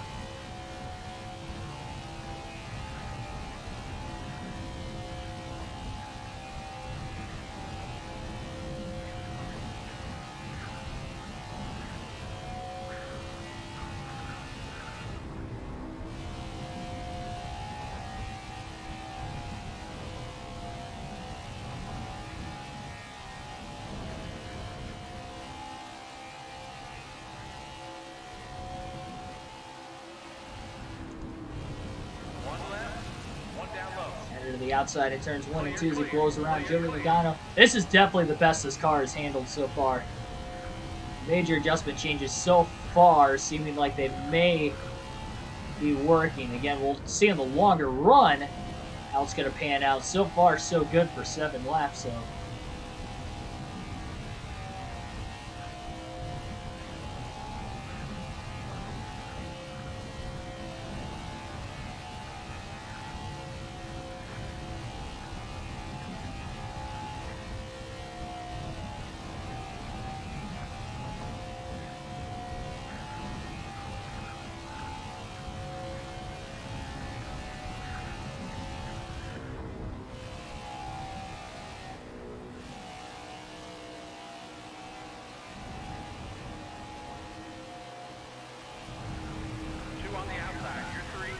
They're going 3 wide.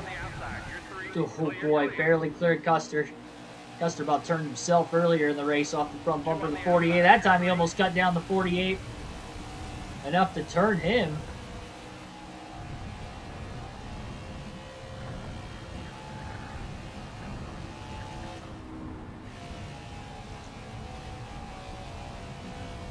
Next race of the career mode will be tomorrow at Sonoma, but it will be a premiere at 8 p.m. Eastern Standard Time. We will be live streaming tomorrow afternoon at noon Eastern Standard Time for the next 2 races of the Featherlight Modified Series on NASCAR Chase for the Cup 2005. So that will be live streamed at noon.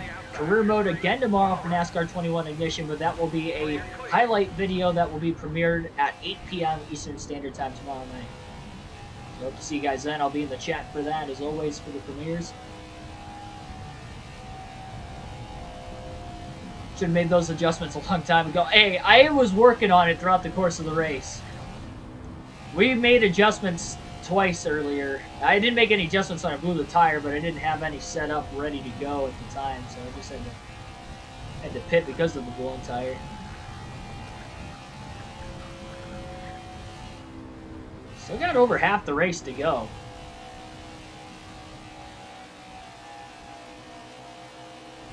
Still got to see exactly how this car is going to be in the longer run, as Kurt Busch just clipped the AstroTurf. And he just clipped the 48 car. Schneider squeezing his way into 1 and 2, 3 and wide. Keselowski and Byron right there. Schneider got a little tight behind the 18. There's more contact. Schneider trying to get away from everybody. Busch trying to side draft. Kyle Busch is up to 4th. He was as far back as 18th at one point. So Kyle Busch is on a rally.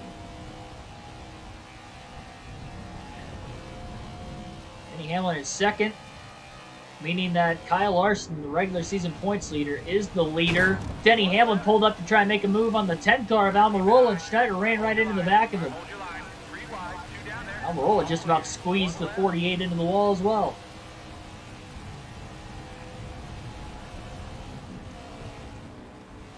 Schneider down in front of the 10. Almirola got tight, moved up right in front of the 11 car. He was trying to go back to the outside again. Larson's caught up in some pretty heavy lap traffic. If Hamlin could just get around Almirola, he might be able to challenge him. There's Martin Truex Jr. coming out of the pit lane. He's in 23rd still.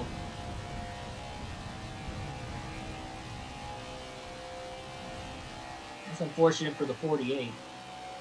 Schneider's going to stay on the high side into turns 3 and 4. One way to get the clean air. He's in the wall, though. Larson gets into him and just about turned him. That's going to slow Larson down quite a bit. Oh, contact between the Rick Ware cars of Cody Ware and Josh Bilicki. Now Bilicki squeezes up the middle. He is just crowding the heck out of the 48 car. My goodness. Contact everywhere.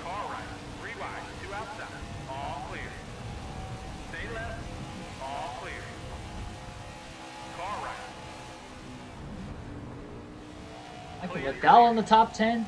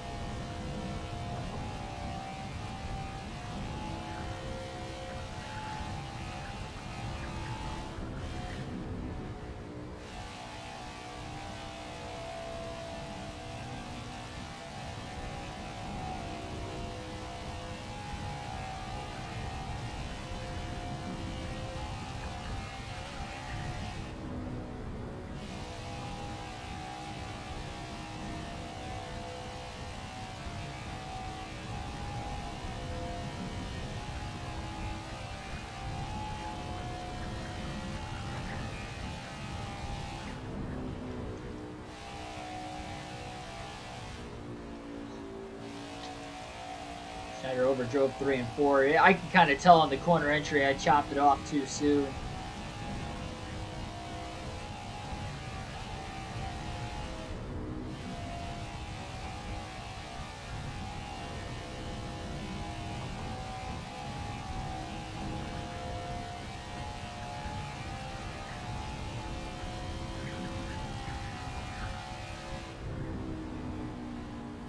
I just want to see if we can get back in the top 10 by the end of the race.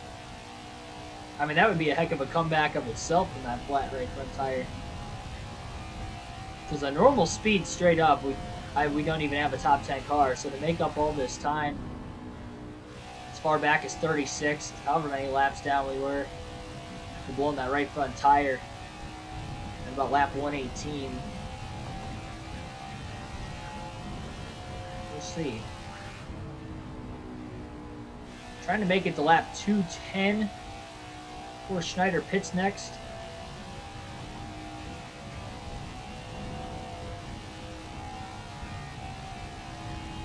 We're doing Richmond 400 laps tomorrow. You're going to do Richmond tomorrow?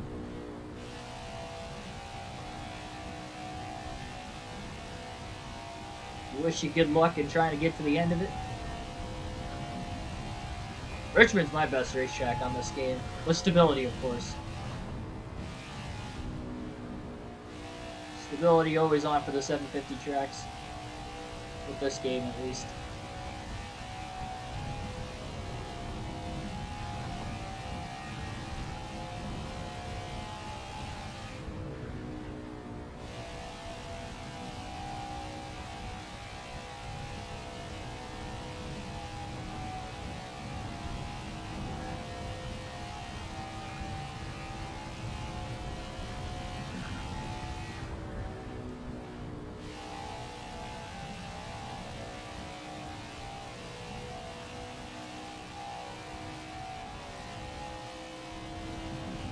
Cindric just got the wall.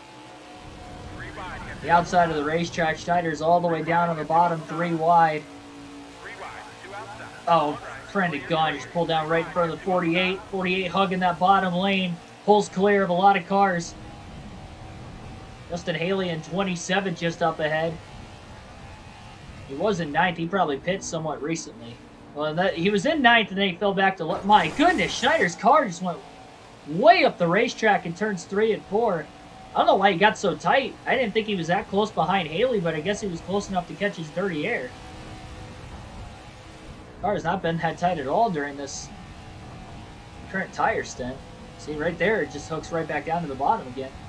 We must have been too close behind Haley. I thought there was enough car lengths in between us. We're probably about a half a second back, maybe a little more than that.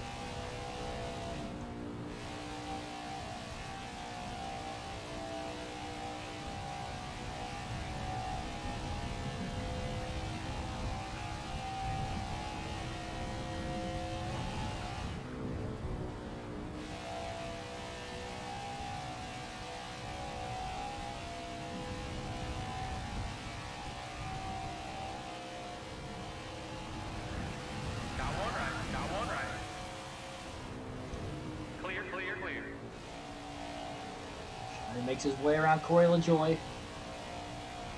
That wasn't for position either, though. I think Justin Haley in 27th, I would think, was on the same lap as this 48 car.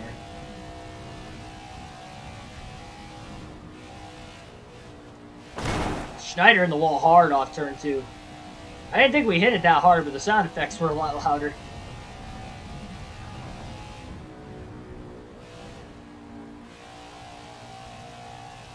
Car's definitely starting to tighten up again. Still not as bad. Speed was 175, now it's 164. Talk about mid-corner. I wasn't able to hold 175 in the middle of the corner. Oh, 167. We got a bunch of cars very slow in turns 3 and 4. And I mean very slow. They're 3 wide up ahead. Some cars pitting, making a late dive. Justin Haley just checked up. Looked like he ran Austin Dillon down into the turf as well. He may have made a bit of contact. That was very strange. I don't know what the checkup was for. Schneider was well enough behind it. He didn't really have to check up at all. Passing both the JTG Doherty cars. Get around Anthony Alfredo quickly. He'll get back to the outside now. Up to 25th for the 48 of Schneider. So back to the outside in 3 and 4. Oh, we definitely got more cars pitting. Side by side into the pit lane. Able to get through there. All right. Boy, down to the bottom. It's getting dicey into turn 1. Schneider making a bunch of brilliant moves. He never got squeezed at all. Up to 24th. He's got a great run down the backstretch. It'll take it 3 wide underneath Kyle Busch and Kevin Harvick into turn 3. It's going to get tight. Busch not going to give him a lot of room. Schneider's slide job up the track. Really forced it in there. Both Harvick and Busch are going to pit off of turn 4. A lot of cars pit in that group.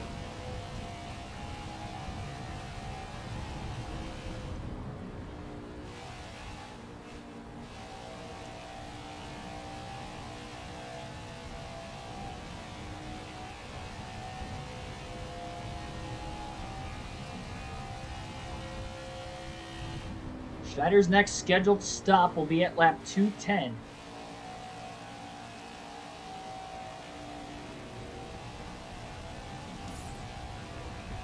Going to take another round of wedge out of the car just to help it a little bit more.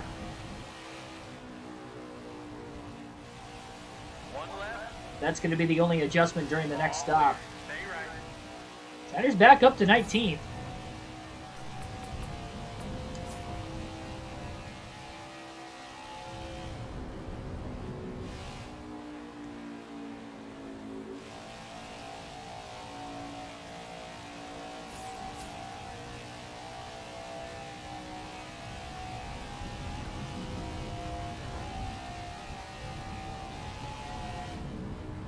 Now up to 18th.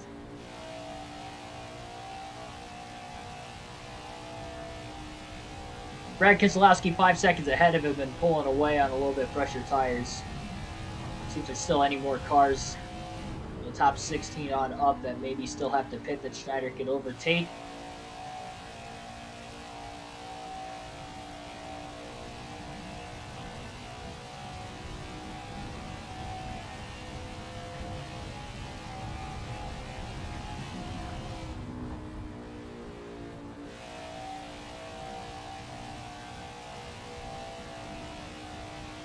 Got a pack of cars that's closing in on him pretty quickly, too. Led by the Busch brothers running 7th and 8th. Kurt and Kyle. About 3 seconds behind Schneider's team. Matt DiBenedetto is also in that group in 3rd. Yep, up to 17th, so there was another spot in there somewhere. I think Keselowski actually did pit.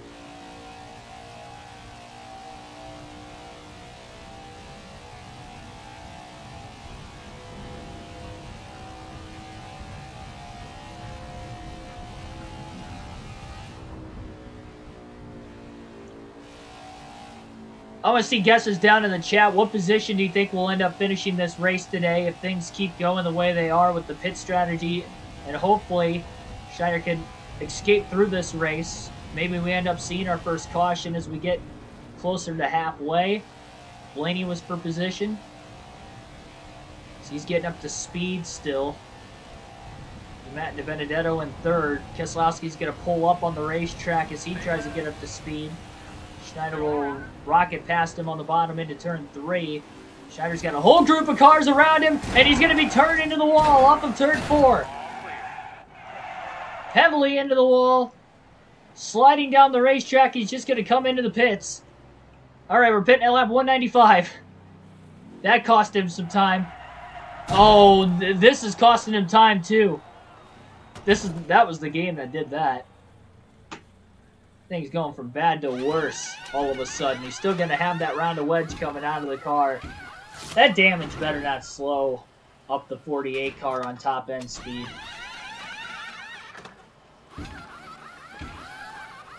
Keselowski was getting up to speed, and then Schneider got a little bit tight going into turn 3, and he got caught on the right rear corner panel with the 2 car that was outside. And then when we were in the pits, the game turned us into the inside wall again, and that's why we have a lot of damage. Because I think we actually got through that spin with not a lot of damage. We didn't hit the outside wall as hard as it looked like we were about to. So much for fresher tires. I mean, we do have a little bit fresher tires, but not by much. Schneider's going to pull up onto the racetrack. 27.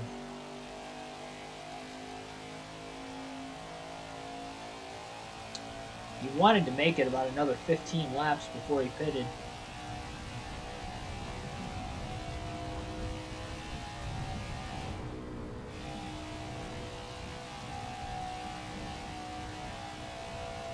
I guess the cautions just aren't going to wave today.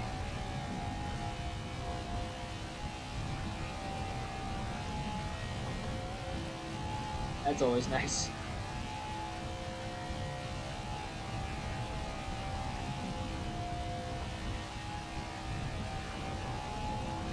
And it definitely got some speed knocked out of the race car.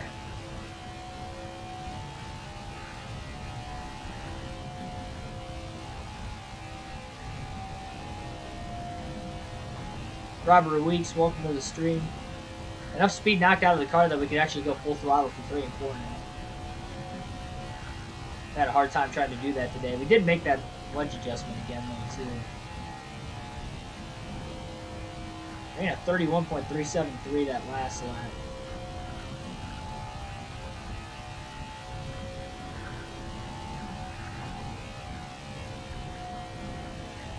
Oh, this is going to be a really good lap.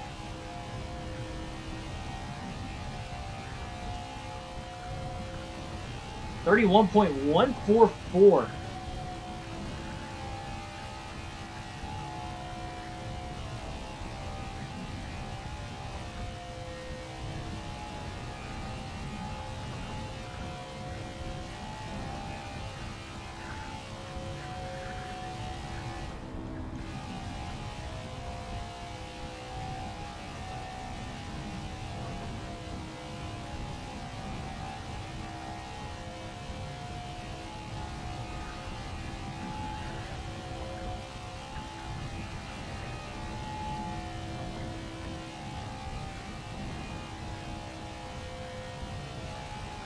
So blown right front tire and a spin in today's race for Schneider.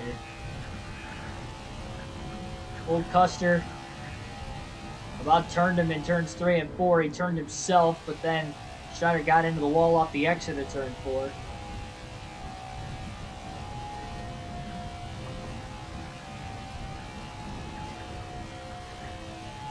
I could probably pay Custer back, but we'll see. Thanks, I hope you win the race. Yeah, I don't think we're winning this one. We're basically right back on the same strategy as these guys. I wanted to pit about 15 laps later than what I actually did, but we spun off of turn 4, and I was going to lose a lot of time, so I just pitted right then and there. And the game costed me more time by spinning me out in the pits. And the AI took over. Gave us some damage to the nose of the car. slowed it up as well.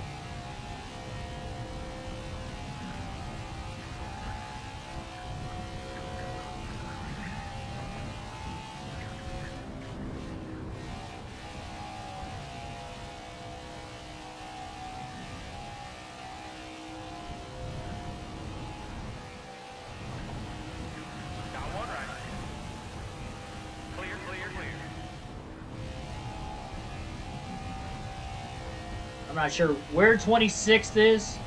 Who's in 26th?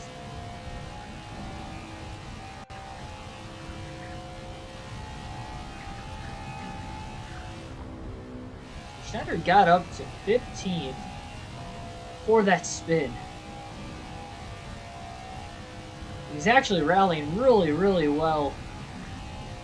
He's put back in another hole again. Shy of the halfway mark where that happened.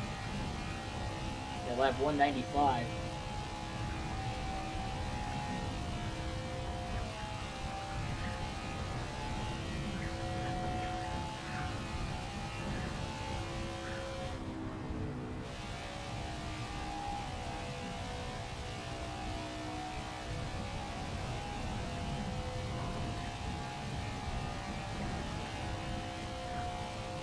Not winning this race this season, yeah, probably have to wait until next season to try and win the Coke 600.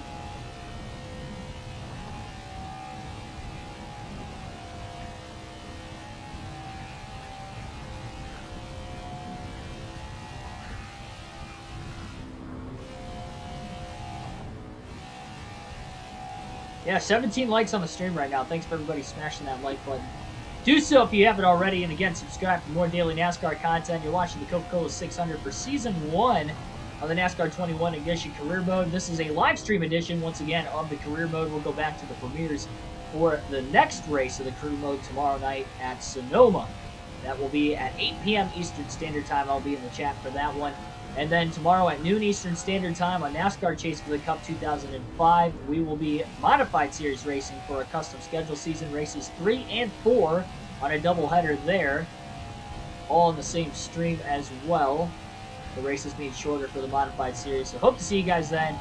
Red Ball Raceway and Rockingham will be the two races tomorrow on NASCAR Chase for the Cup 2005. So one really short race that's only 100 laps at Red Ball, and then a longer 147 lap race at the Rock.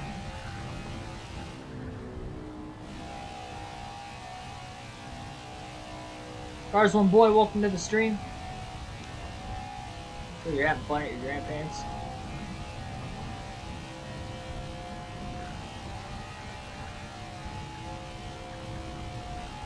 At times it's felt like this car is kind of skipped out going into turn 1, like there's a dip or a bump. I kind of noticed that during the last run. Doesn't do it in 3 and 4. It might be redlining, I don't know. But it kind of feels like it shoves me straight up the racetrack on corner entry. And it's inconsistent because it's not every lap. Yeah, like right there. It did it again. You can hear it too. You can almost hear like the throttle wants to spike. So real quick, the car just doesn't want to turn.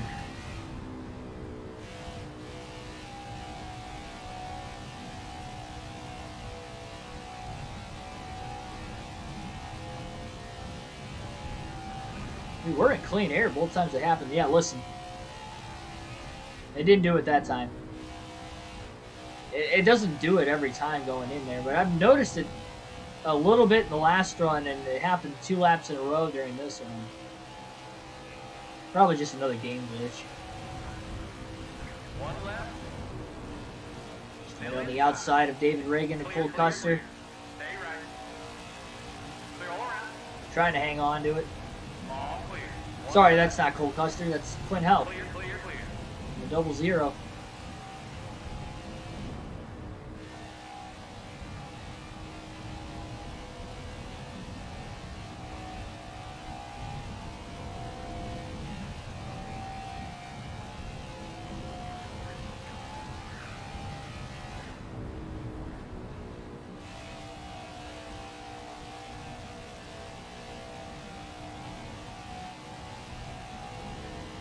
Austin Cindric taking a trip into the AstroTurf.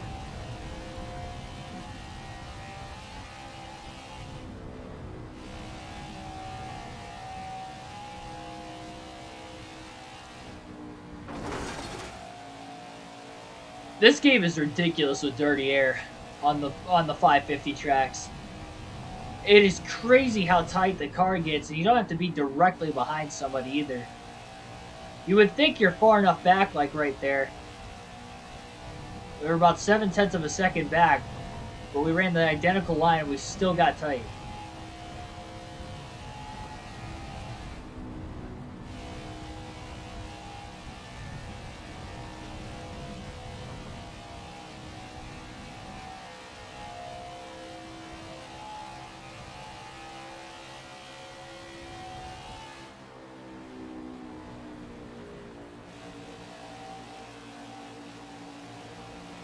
We're up in the gas all the way through 3 and 4. 3 wide, got 2 up top. Clear, clear, clear. Clear, clear, clear.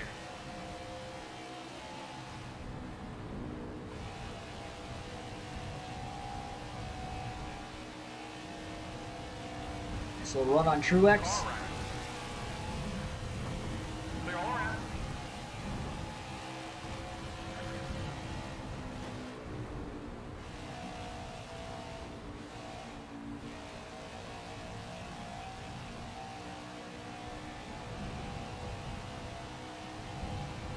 Anthony Alfredo in 26. That'll be the next driver that Schneider will catch for position.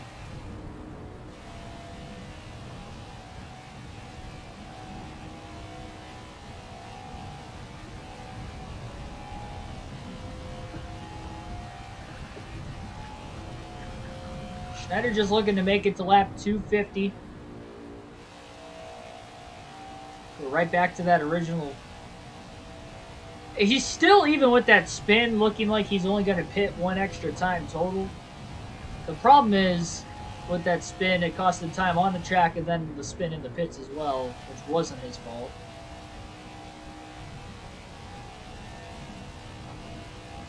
Hard to be perfect for 600 miles.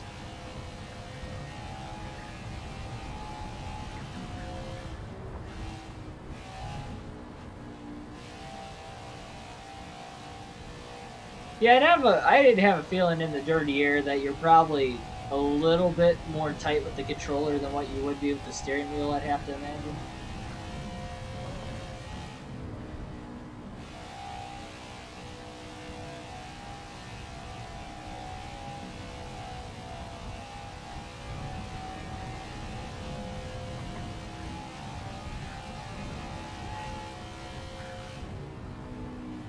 A lot of traffic coming up pretty soon.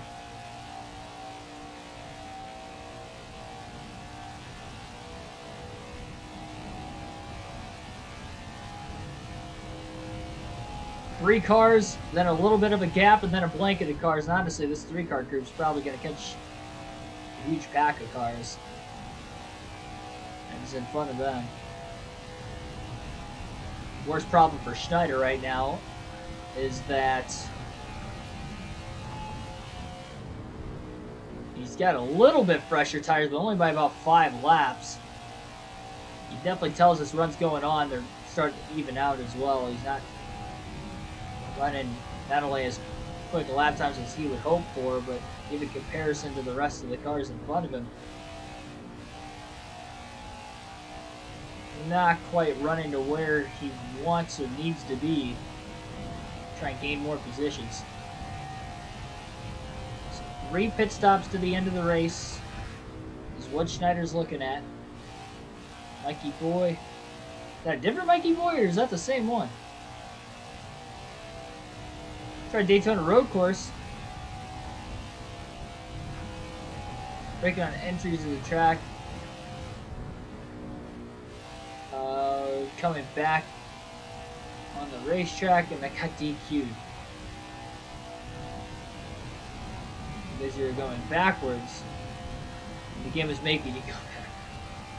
That's, yeah, this game is just all sorts of messed up.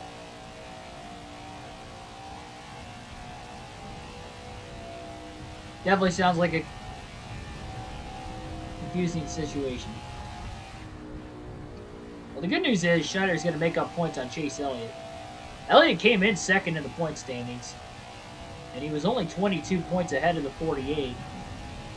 Remember that third through sixth only had 4 points between them. Schneider came into this race fifth in points.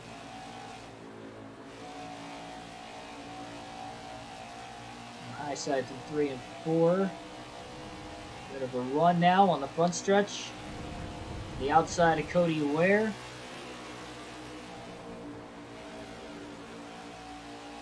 This 30 years not helping the race car. A lot of cars up on the high side right now. Schneider's going to go down to the bottom. It's going to be side by side by the time he gets into turn 3. He's just going to have to hope that he doesn't get too tight in the dirty air. So he makes his way around Justin Haley cleanly. He's got a little bit of a gap in front of him. It's close enough that, again, dirty air will become a factor. I'm trying to pass the rest of these cars remaining in this pack. Take the car way down on 148 miles an hour to try to get it to start the turn. One left. Low. On the outside of the 53 of Joey Gase makes the pass. Clear, clear, clear. Overdrove the corner a bit. Same Mikey boy. Oh, jeez.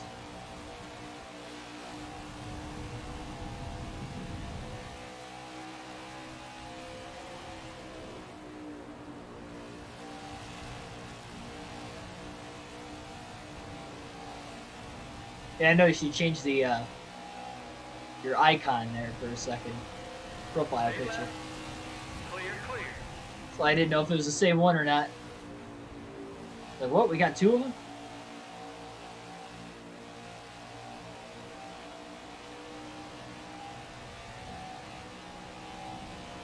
Newman just scraped the wall in the middle of the front stretch. Oh, Schneider got really tight. Great job keeping it off the wall.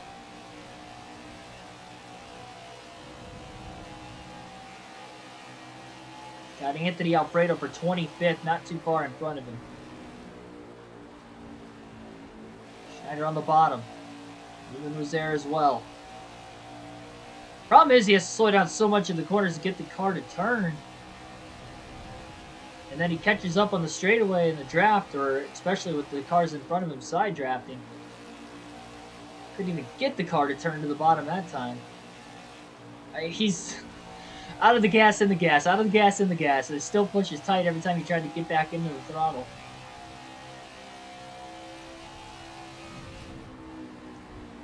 It's just terrible.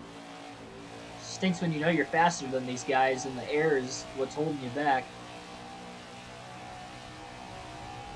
Imagine how it is in real life, this package. I think Alfredo just kissed the wall, just like Newman did the lap before.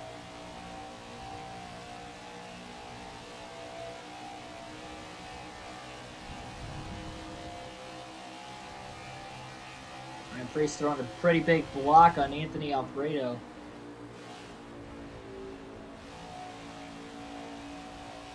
He didn't get tight that time.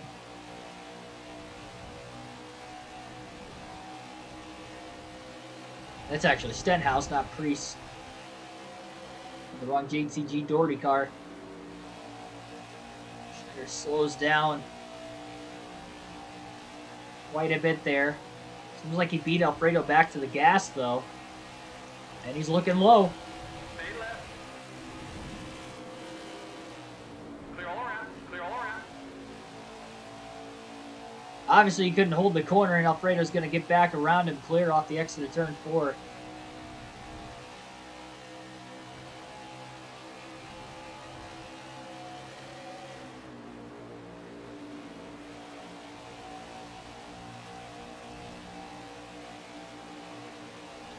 A good run, though, off the exit of turn 2.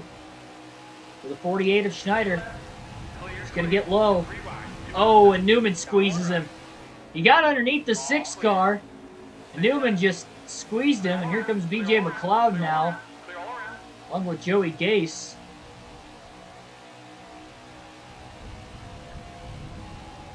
Schneider's still got 20 laps until he pits.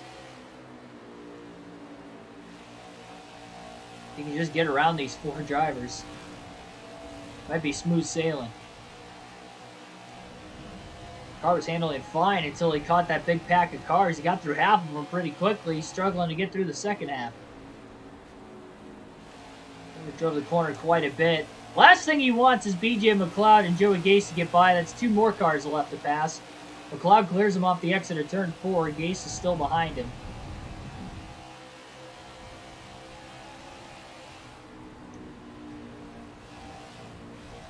Oh my goodness. Gase to the bottom. Still there. Doesn't look like he'll be able to clear though. Schneider had to run off the banky.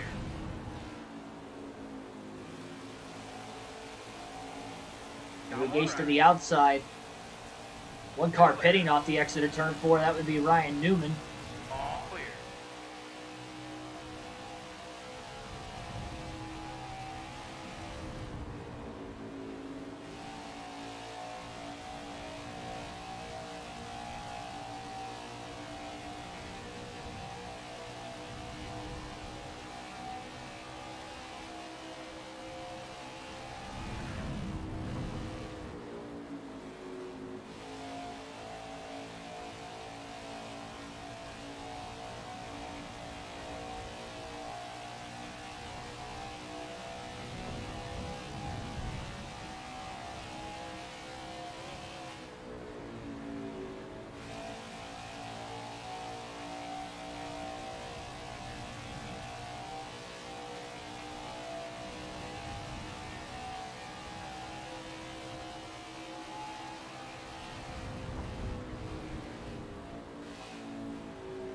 I want to see down in the chat, comment yes or no on whether or not you think we're going to break the record for the longest race in the channel's history.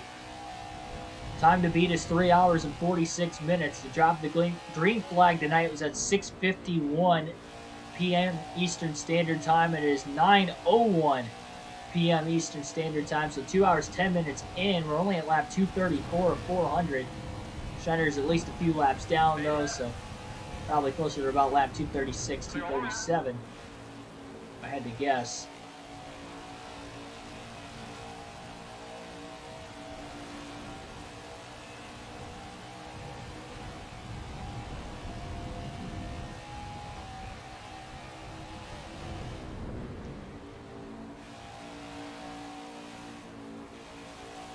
Ryan Newman on those fresher tires trying to get back around the 48. These 3 drivers battle for position down the backstretch.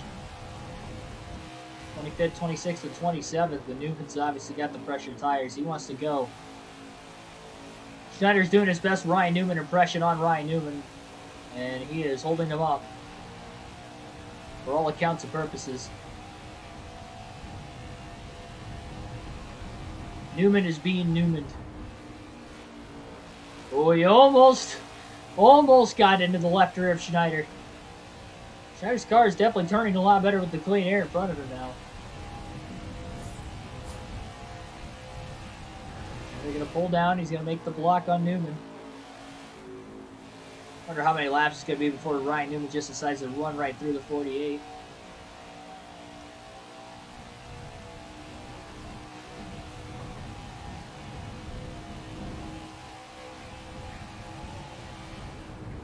Car kind of skipped again.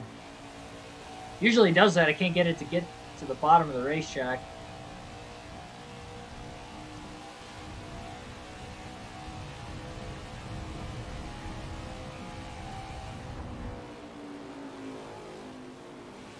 Here goes Joey Gase to the outside. Newman's not going to get through though.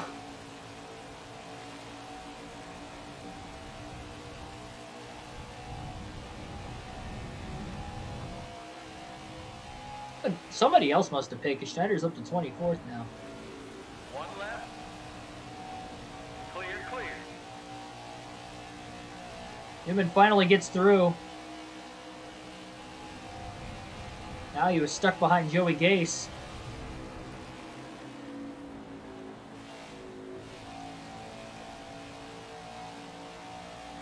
quickly Newman got around him, though.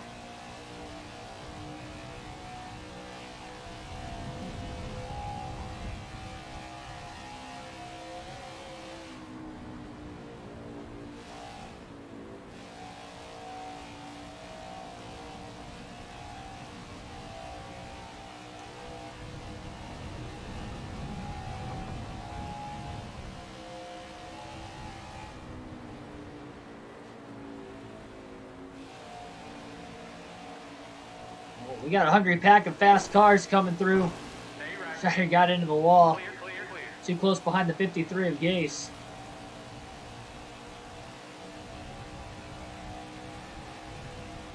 Kyle Busch in fourth place now, being held up by the 48.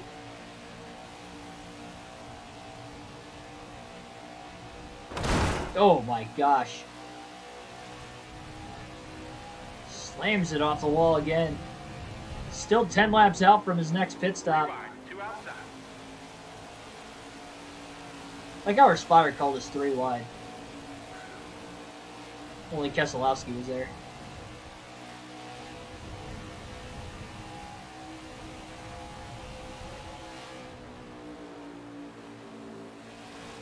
Schneider goes wide. Stay right. Low. Oh, Kyle Busch just put him in the wall. He's like, that's what you get for holding me up. That was uncalled for. He was already underneath the 48. He just drove right up into the side of him.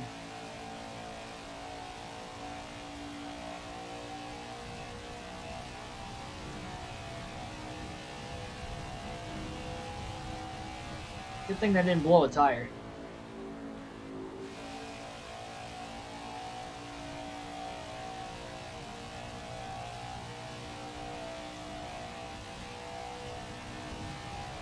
It's kind of cool that you can still see that Concord water tower off the backstretch even though it's in the nighttime. It's kind of faded. Something I've noticed over the last few laps. The little details.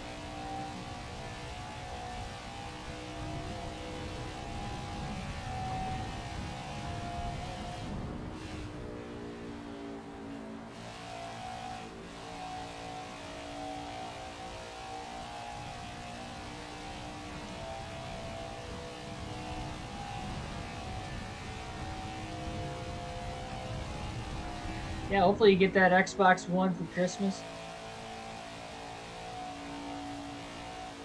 Be pretty cool.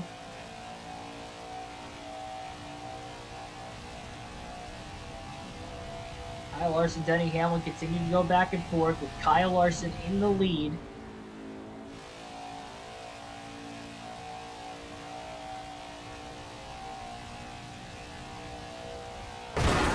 How did we get in the wall there? Why is the car so tight? It is just kind of frustrating how tight the car is no matter how many adjustments you make. It's like it helps on the short run and you get faster in the short run every single time I loosen it up. But then as you get to the long run, it's still tight. It's not getting any better once you get 30 plus laps into the run. Even in clean air.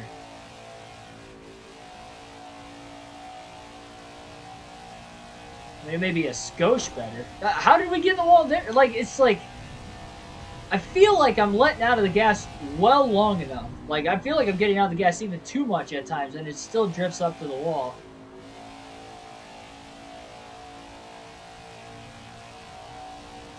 Using a lot of racetrack.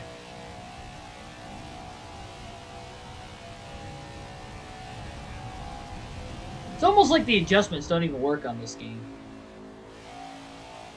Is that a glitch where your adjustments only work for like the first like 10 to 20 laps? And then after that, like they just go away? It goes right back to normal?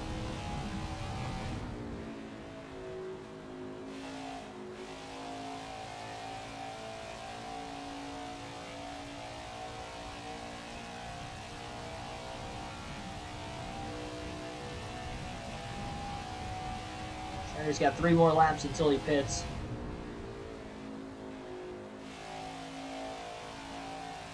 A lot of room behind him.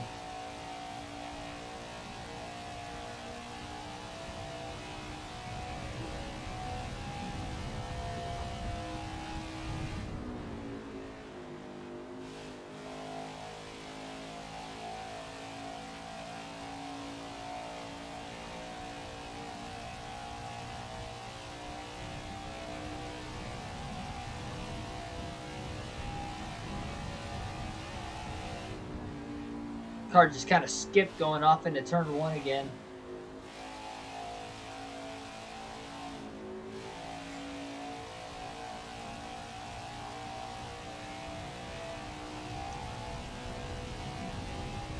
I'm starting to wonder if it's even possible to win 1.5 miles on 100% in this game. We didn't do it on the custom schedule season. We haven't done it on the career mode yet.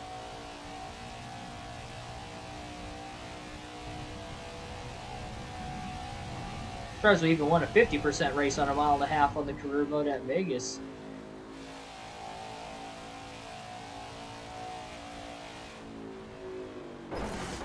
It almost felt like I got out of the gas and the car pushed even more. That's what it felt like that time.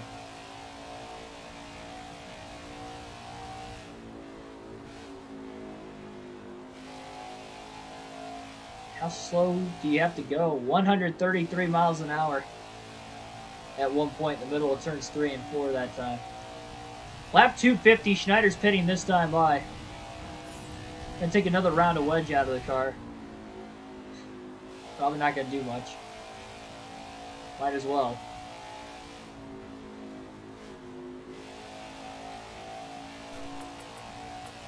That'll be the only adjustments this time around.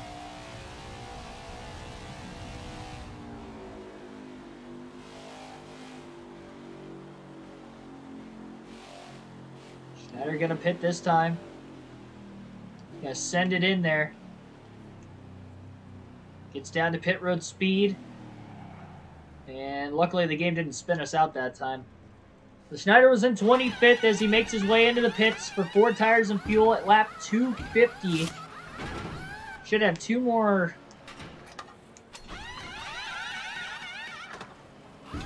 pit stops after this.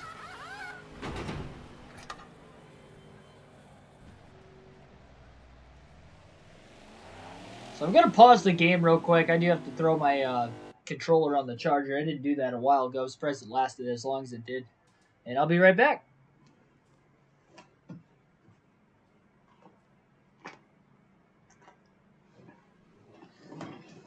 Oh, man.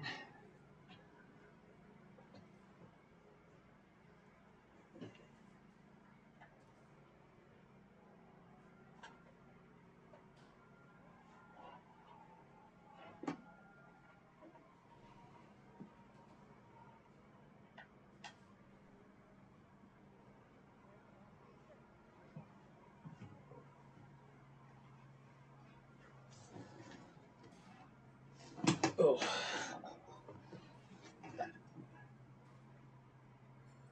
I will say I am so sore from my workout yesterday.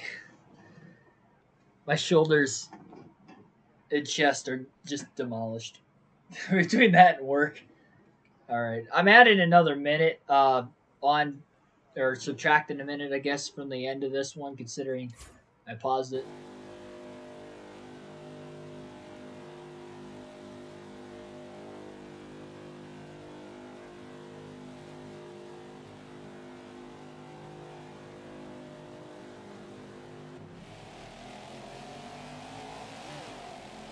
Next scheduled pit stop will be at lap 300.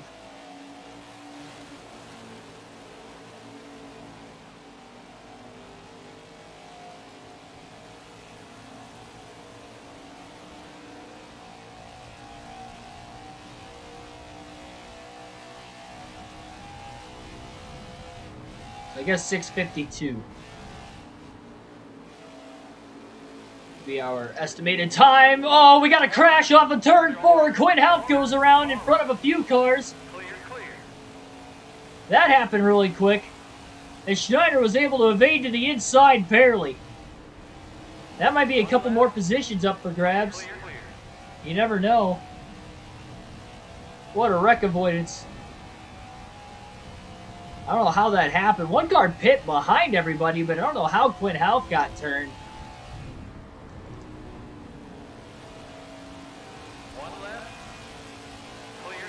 Oh, what was that? Brendan gone. Losing his car and almost taking the 48 with him.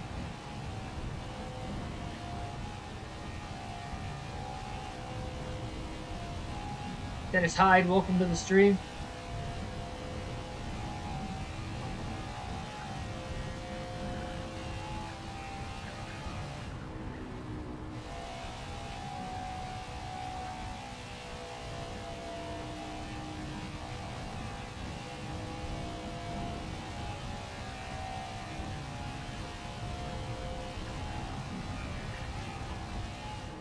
Gosh darn it. I don't know why it does that. It skips and I can't go full throttle when I want to go full throttle in turn 1. Even on new tires. I can't figure out where that bump is. You can't go below it though, because if you go below it, you're just going to enter the corner too awkward and you can't hold it full throttle anyway. You have to arc it out.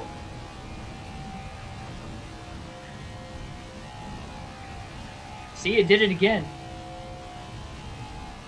I can't look at the tachometer when I do it.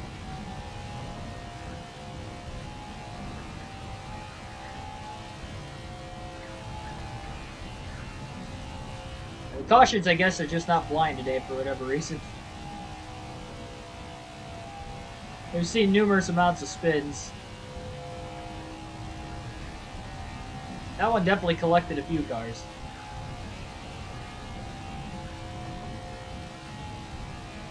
Kyle Busch is up to 3rd. On the charge from 18th at one point. Does Kyle Busch have anything for Kyle Larson and Denny Hamlin though?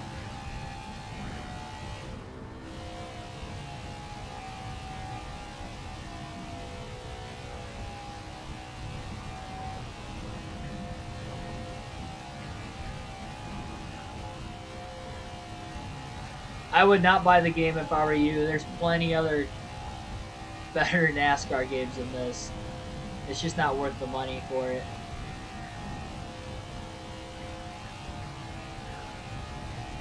Yeah, hopefully next year's game will be 10 times better. Definitely needs to be a lot better than this.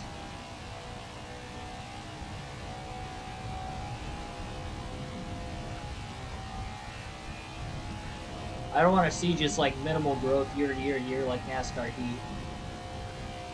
That's not going to cut it. I mean, this is, in my opinion, worse than NASCAR Heat Evolution. Some people are saying that's over dramatic to say. I think it is worse than Heat Evolution. So they got a lot of ground to make up in the coming years. They meaning Motorsport Games.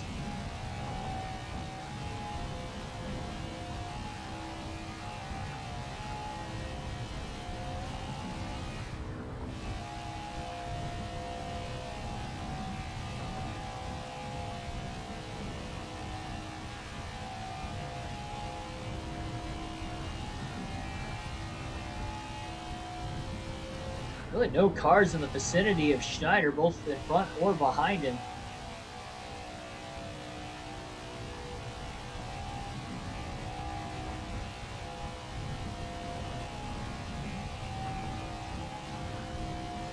Remember, he's trying to make up points on Chase Elliott to at least get to 2nd. I know the points leader, Kyle Larson, has led a lot of laps today. He's going to have a shot to win another race this season. But as far as the race for 2nd goes, which is still 9 playoff points at the end of the regular season, that is still very much up for grabs. And it's looking like a 6 or 7 car race for it, with just 11 races to go in the regular season and the checkered flag flies tonight. And we head to Sonoma tomorrow.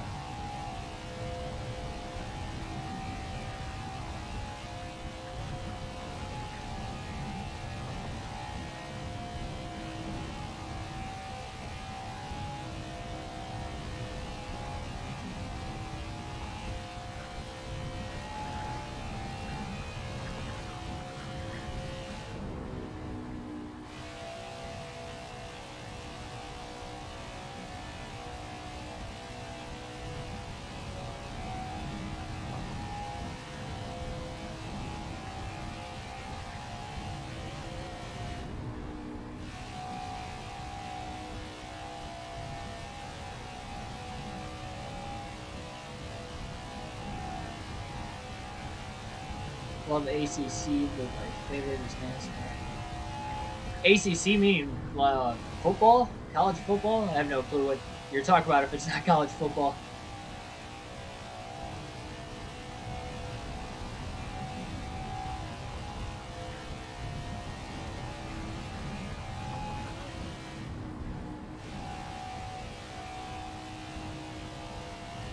I'm not a video gamer. I know I play a lot of NASCAR video games on the channel and racing games for realistic commentary, but outside of that, I don't play much sports games, and that's about it. And I don't even really play. I haven't really consistently played sports games regularly since probably when I was 18 in high school. NASCAR Simulation had a video game. iRacing's as close as you're gonna get to it. iRacing would be the way to go on that route. If that's what you were looking for.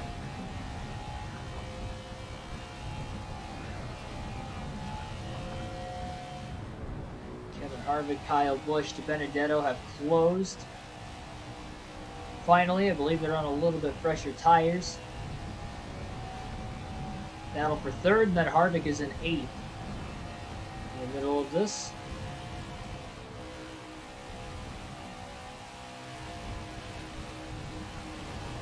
Stand on the outside through turns 1 and 2. Just gonna let these 3 guys get around him quickly. 3 wide getting into the corner. Schneider checked up a little bit earlier. Actually got on the brakes a bit. Had another bot down in the chat.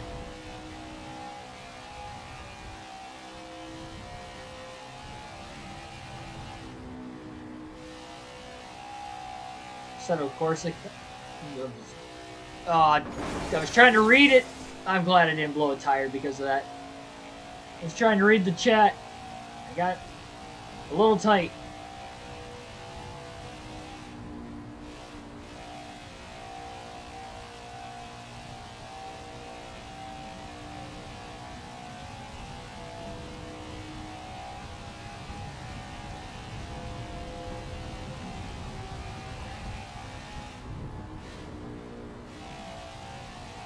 GT3 cars.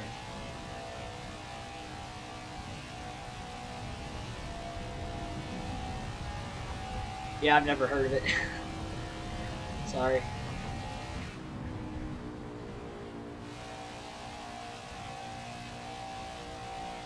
Can't afford damage.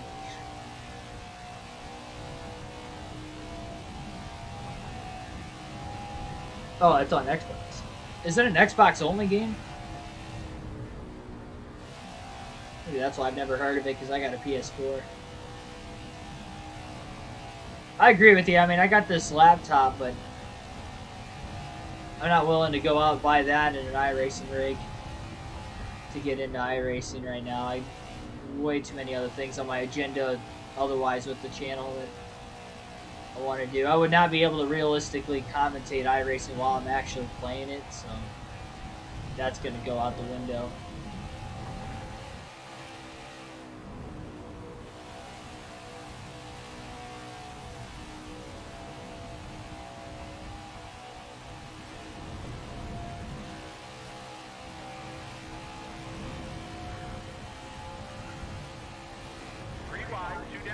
Ooh, Schneider got squeezed by McDowell. He didn't realize they were 3 wide. Briscoe was underneath the 34.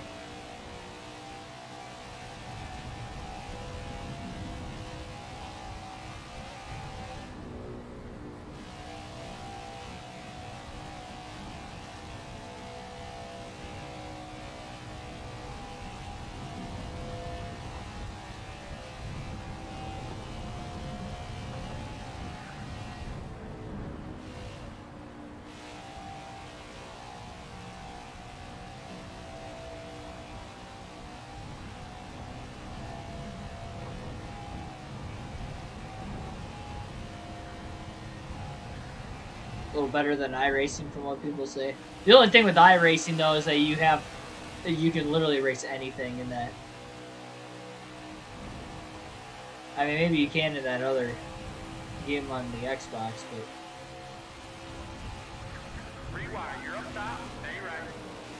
but that was gutsy. They're still 3 wide. A lot bigger pack of cars what I thought was coming through. Oh, Schneider just about turned himself. He thought they were all the way on by, but David Reagan was still to be accounted for. And Schneider just about turned himself in the middle of the front stretch.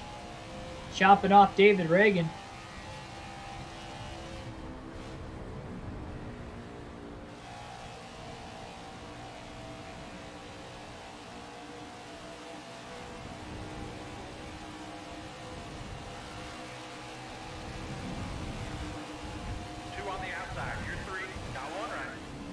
You're going to get by Justin Haley and Daniel Suarez.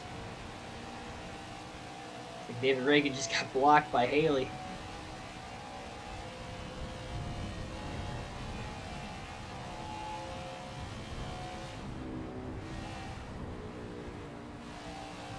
Justin Haley was in 9th place earlier in the race. Now he's currently back at 26th.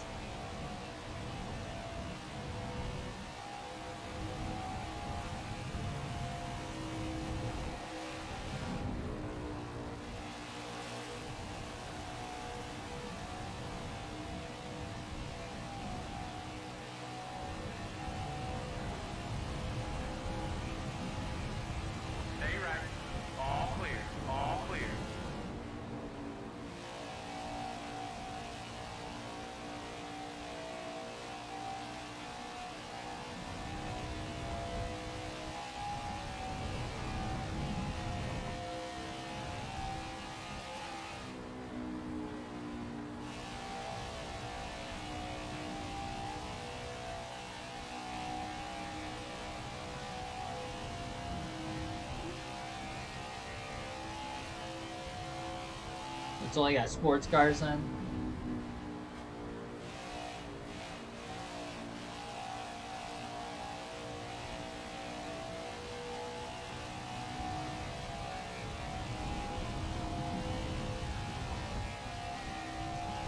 I'm sure there's going to be more versions of console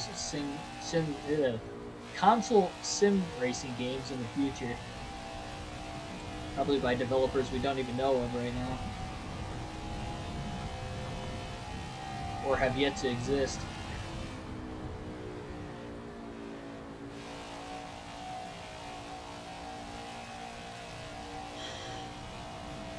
Well, the only thing I think we're racing for now, obviously to get to the end, is already going to be better than the custom schedule season, considering we DNF'd in the final 20 laps here. I was running top 10 with a shot to win at that point, too.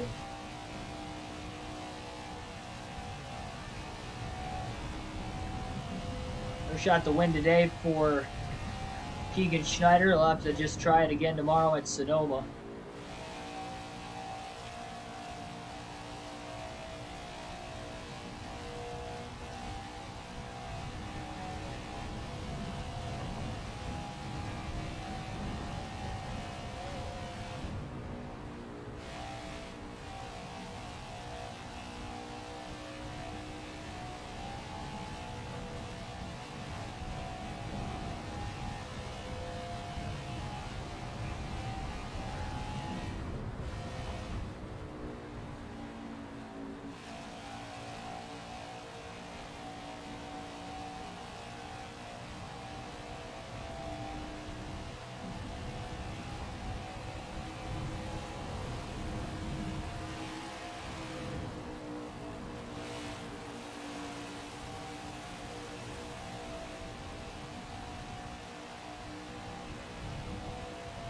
Schneider's been losing so much time right now, he's almost considering maybe going 60 laps to the end of these runs. Bump up the air pressure 4 pounds on the right side will be the next set of adjustments. Or just skip getting into turn 1.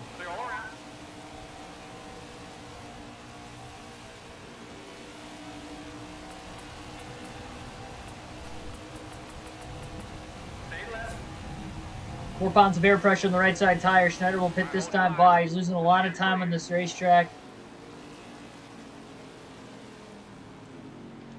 They're short pitting even more.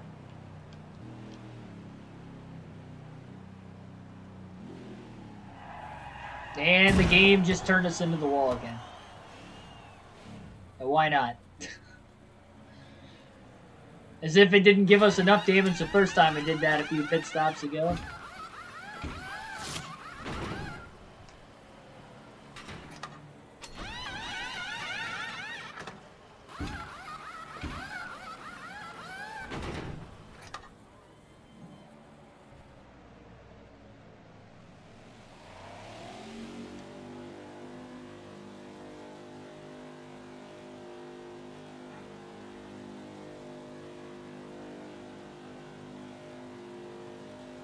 Schneider's back to 29th for the moment.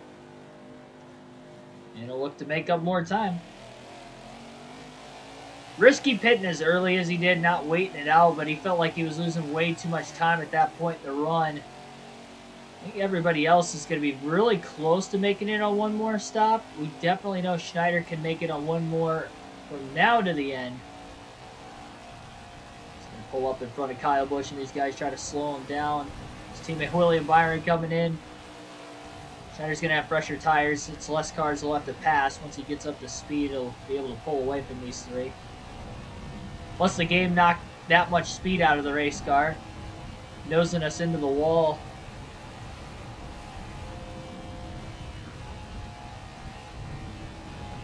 I think it did.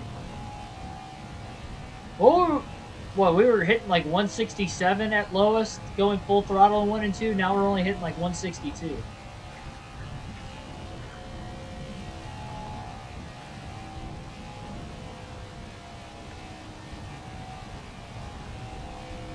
Yeah, the game just literally knocked more speed out of the car. That's twice it's nosed us into the inside retaining wall in the pits.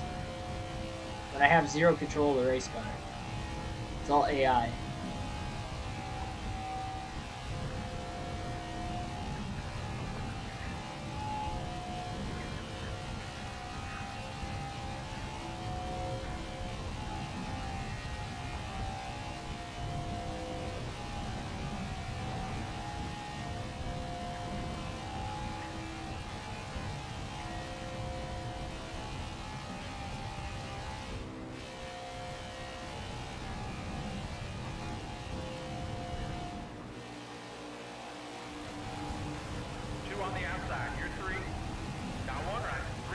Hopefully 3x3 here.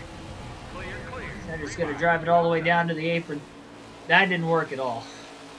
A little too flat.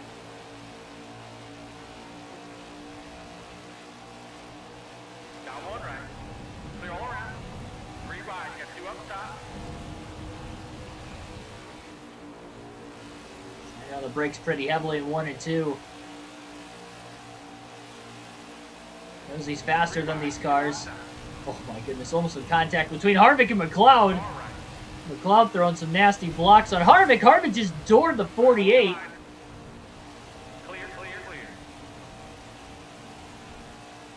Harvick trying to overly aggressively get to the bottom lane.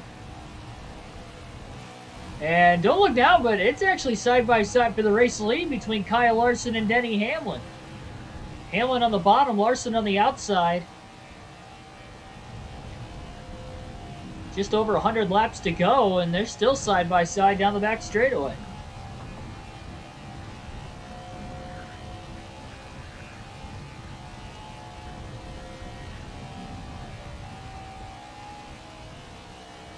Car pitting off turn 4, looked to be Justin Haley. Hamlin down towards the grass. Schneider's got a big run of his own. Taking it 3 wide into turn 1. Oh, it skipped. It skipped into turn 1 again. See, it even does it on the bottom. I think it's just a glitch with this game. Hamlin got sandwiched, and Larson's going to get to the lead.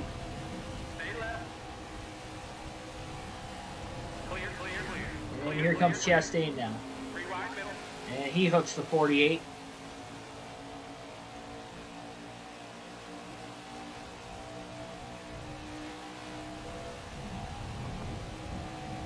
Larson's getting away. Schneider trying to get that momentum back. Massive run on Larson down the backstretch. Clear. And he'll clear Larson.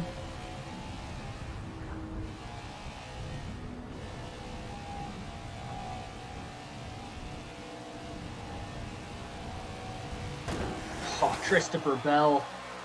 I've about had it with these guys tonight. This is just insane. It's literally been the entire night just cutting us no slack. Bad enough we're back to 28th.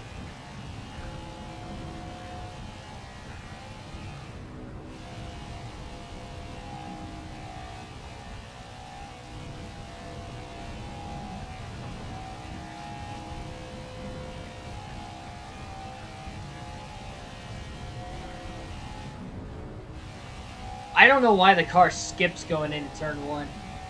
It almost caused a wreck involving the leaders. Definitely costing Denny Hamlin the lead.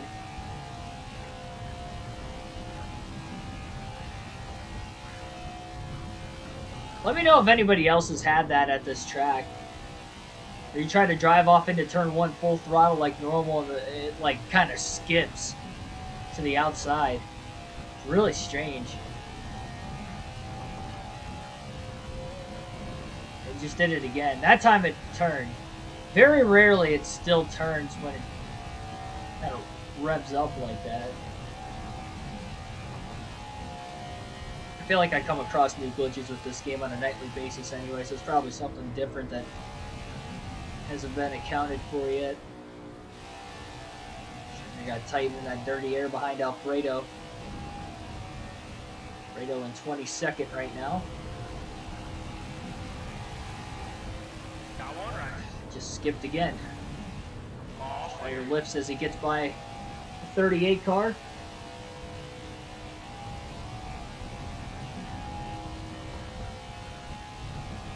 Schneider's last stop will be at lap 340, estimated, of course. Hopefully he can make it that far. It's going to be because of the tires. Obviously on fuel, he will be able to make it 60 laps. So it'll end up, in total, being an 8 pit stop race today. One more extra compared to schedule due to that right front going down when Custer about turned him earlier in the race, and then Schneider overcorrected into the wall.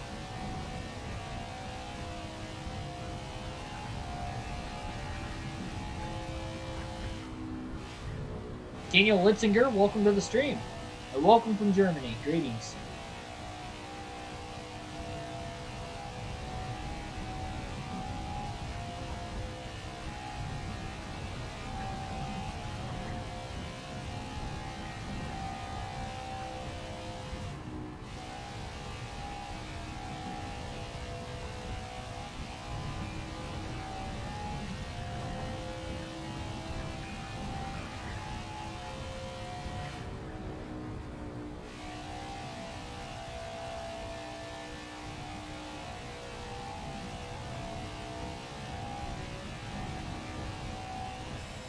We're going to try alternating through the different camera angles one final time in today's race.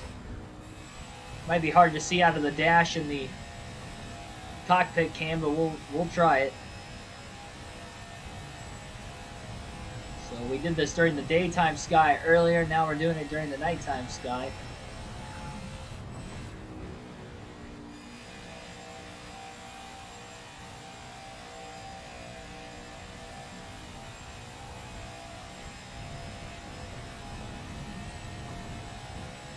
Will we see history on the channel? We're closing in on 3 hours into this race. And the record for the longest race ever in channel's history is 3 hours and 46 minutes on another Coca-Cola 600, I believe back on NASCAR Thunder 2004.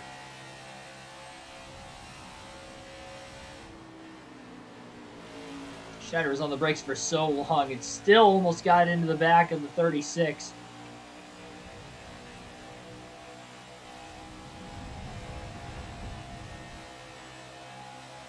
Killed the straightaway speed.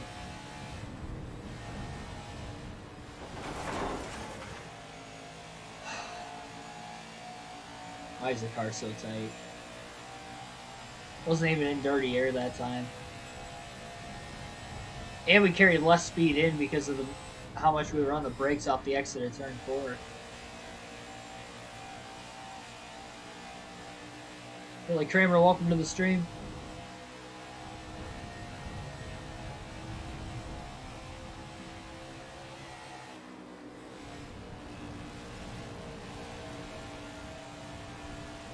On the outside of David Reagan. Why is it getting that tight? Oh my gosh. The tires are only 18 laps old. It should not be getting that tight already. I swear, it's like you make the adjustment changes and it helps for the short run, and then as you get deeper into the run, it just stays tight. All the adjustments we've made are to try to make the car looser. Well, we've taken like 8 rounds of wedge out of the car the entire night. Clear all around. Added 8 pounds of air pressure to the right sides and 4 to the lefts throughout the course of the race, and we still can't loosen the car up. We did the same thing at Dover. I'd say we even made more adjustments back at Dover. Let's pull Custer in the 41. Gonna pull a block on the front stretch.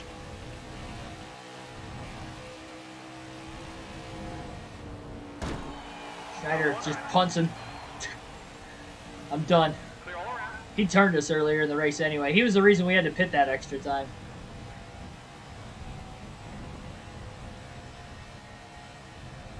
I wasn't sorry about that.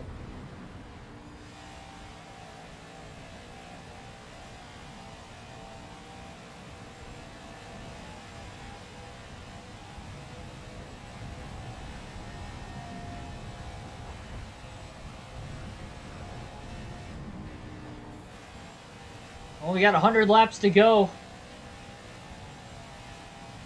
in our Season 1 edition of NASCAR 21 Ignition Coca-Cola 600. It's been a frustrating night for the 48 team and fans. Rookie driver coming off a win.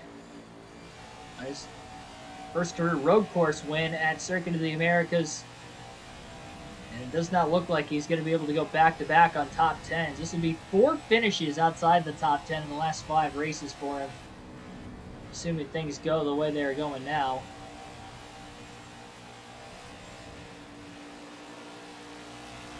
Stay left. Place car of Austin Dillon Stay left.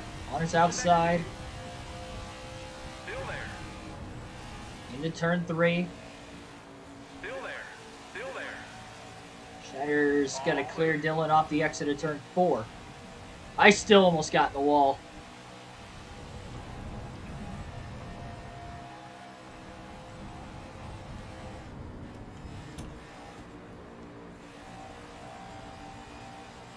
Double wide in front of the 48. Got one left. Got one left. All right, hold your line. We get around Cody Ware. Corey LaJoie might be in the way. Slide down to the bottom. Schneider playing with the throttle. Austin Dillon, Christopher Bell on the outside. He's blocked by Corey LaJoie.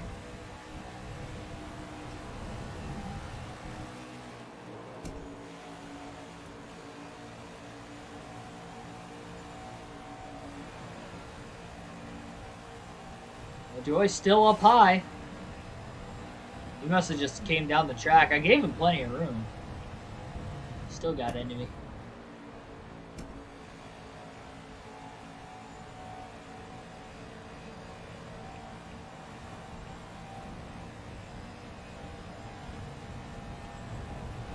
Cody Ware blocking everybody back there.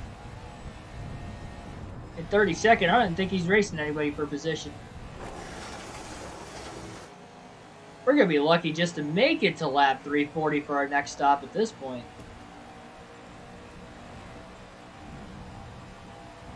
I almost think it's worse after the air pressure change.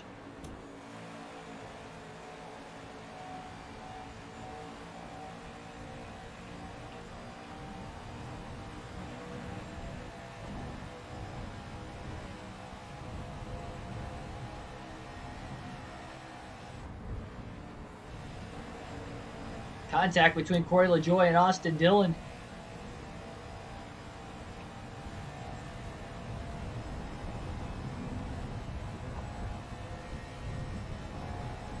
Not phasing either one of those drivers, though.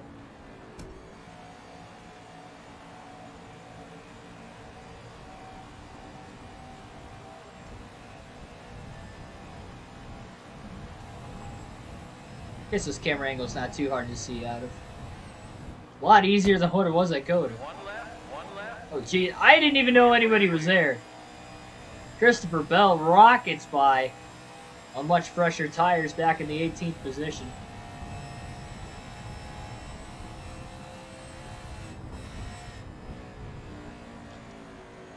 Schneider out of the gas, had to get on the brakes. Justin Haley on fresher tires will be for position behind him once he gets around the 48. You can even see the skip. A divot going into turn 1 for Schneider that time. Haley must have caught Schneider in a bad spot. I thought he was easily going to be able to get to the bottom. Schneider's going to let Haley go into turn 3.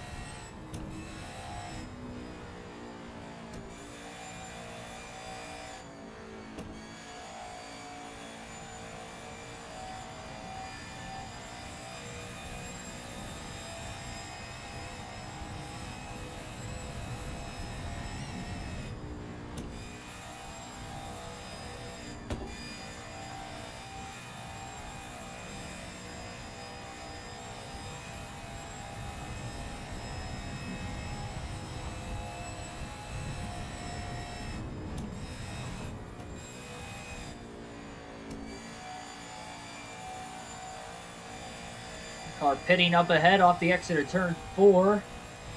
One of the JTG Doherty cars. I didn't know if it was Priest or Stenhouse, though. Kyle Larson leads over Denny Hamlin by a couple seconds. He's the next car closing in on his teammate, Schneider. Let's put Keegan Schneider left out. Look at Larson on those pressure tires and having the fastest car in the field as he rockets down to the bottom. Looks like he's going 100 miles an hour faster. He is probably going about 20 to 30 miles an hour faster on corner entry. I would not doubt it. Maybe not corner entry, but middle of the corner. I would not doubt it. About to catch that pack of cars up there with nowhere to go.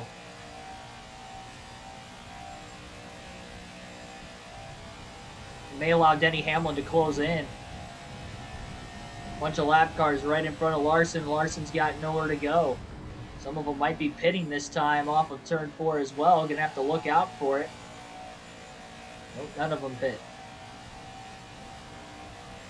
Hamlin and Almirola on pressure tires coming from behind the 48. Hamlin's going to get there into turn 1. Schneider's going to run the high side and let the 11 go. He's going to let the 10 of Almirola go as well, who's closing in, and he'll drop back down to the bottom. Nobody in line behind the 48. Oh, man, they are 3 wide into turn 3, right around the leaders.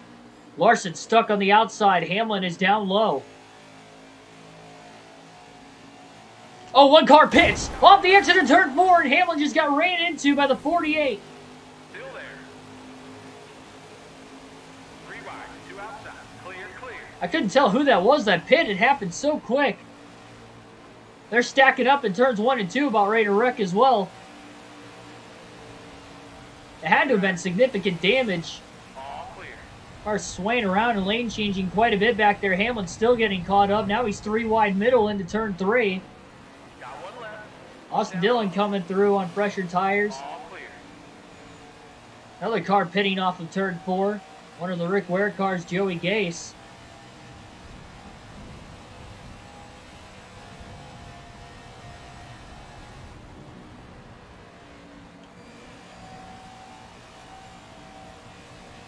Haley Reddick both on pressured tires compared to the 48.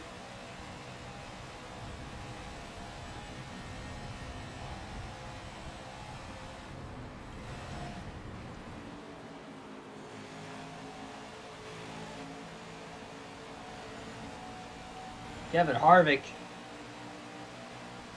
in 7th, probably going to be racing Reddick for position.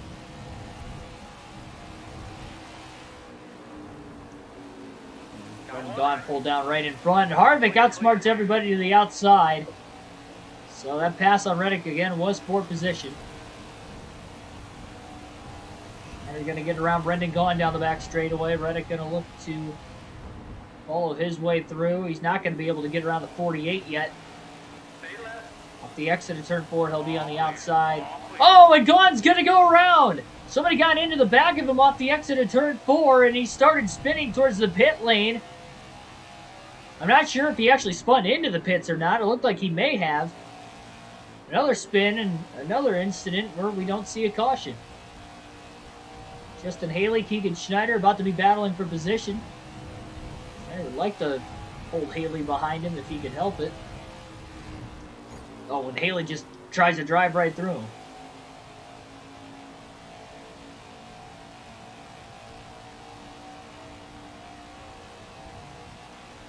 If Brendan Gaughan saved that race car and slid into the pit lane, that would have been pretty cool.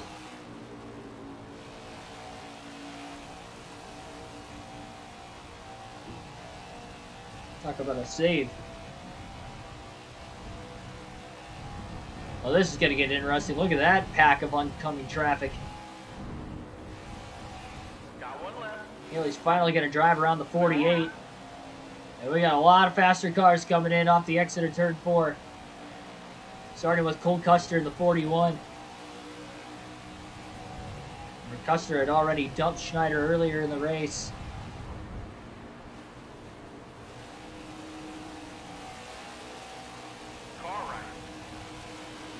Schneider got tight. A great job keeping it off of Balicki. Had just enough room to slide up in front of Benedetto, who's back to 3rd place again. Schneider going to stay on the outside as they go 3 wide underneath him. You know, slow, he's running middle of the corner, 133 miles an hour. These guys probably going well over 160.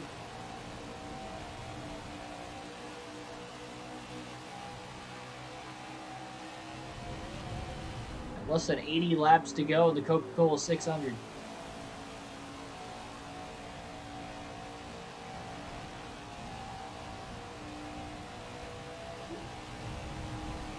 I just wonder how many laps down we're going to finish in this one. Stay right. Clear, clear, clear. Well, Gaughan's still in the race. Back to 32nd. He was 28th or 29th. Last we saw him. Stay right. Clear, clear. They're trying to stay high. One left. Stay high. Still there. All clear.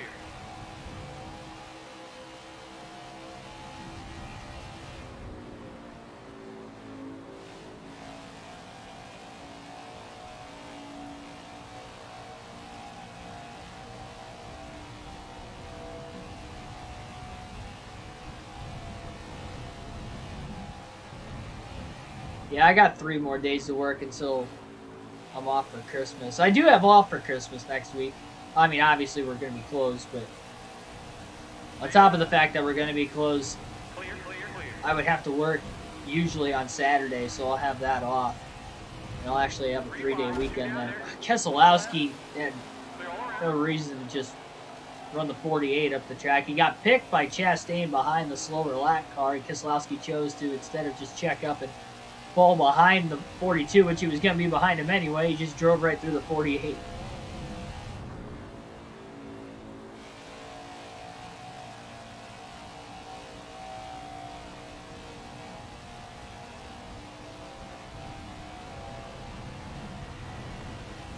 Stay left. Clear all around.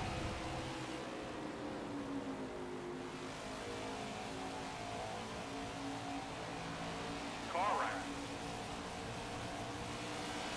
Clear all around. Kyle Larson is about to catch the 48 car of Schneider again. Clear all around. I swear it was not that many laps ago where Larson just passed the 48. What lap was that, like 305? I feel like it was even more prior, closer to the lap we're on currently.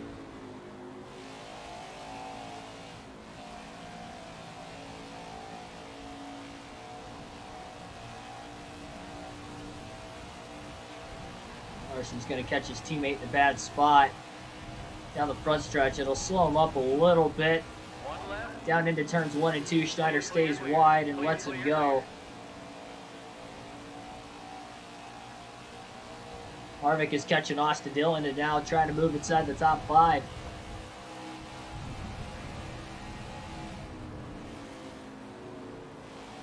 They still got 15 more laps. So lap 325 is when Larson caught Schneider. I want to see when he's going to catch him next. Oh, and Harvick just ran into the back of the 48 now. One left, all clear. Leaving Austin Dillon nowhere to go. One left, one down low. Clear all around. Here comes second place Hamlin. He's still got heavy lap traffic around him. So he loses Larson in the final 100 laps. Newman just ran into the back of the 48.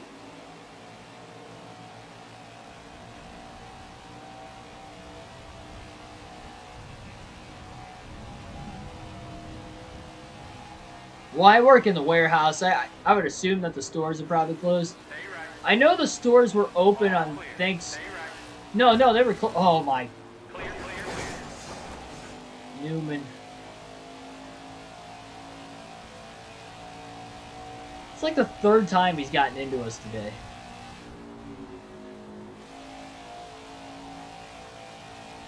Crazy.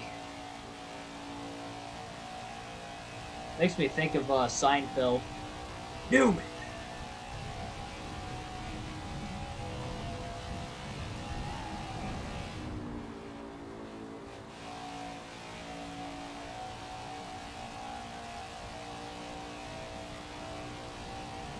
Ryan Blaney also has rallied in this one. He was 21st at one point.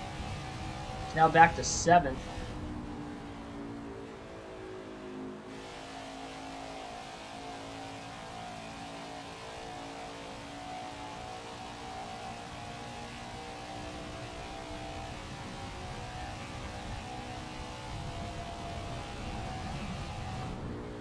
Kyle Busch is on the lead lap.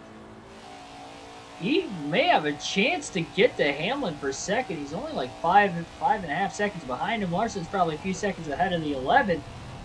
Does Kyle Busch have the fastest car on the track to spoil the party in which Kyle Larson and Denny Hamlin have just absolutely dominated the race so far? Oh, Busch just... That's the second time he's done that today, too. Obviously, he cleared a little too early. Got one left. Clear. Funny how Hendrick... Well, 48 just blew a tire off turn 4. Looks like he's going to be pitting about 10 laps early. Second time he's blowing right front today. That time he hits the wall. He's having a tough time trying to get the car to turn. His cars race around him to the outside. And we're gonna... Well, that was embarrassing. I couldn't get the car to turn. Oh, it's killed. This is not good. Oh, hold up. We need to be going the other way. I'm trying to turn around. Alright, we're in the pits. I couldn't get the car to turn left. Oh my gosh, game. What is this? Are we gonna miss our pit box? Nope. Dumpster fire of a night. I can't believe I'm still even having the will to finish this race.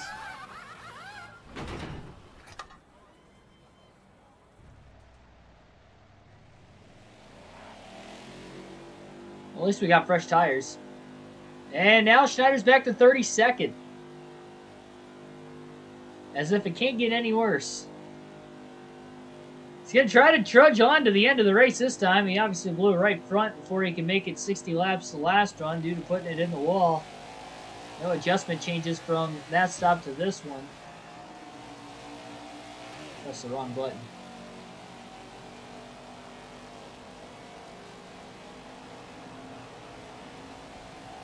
It's Kyle Busch in the 18.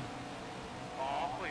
Imagine even more damage on the 48 is going to slow him down here.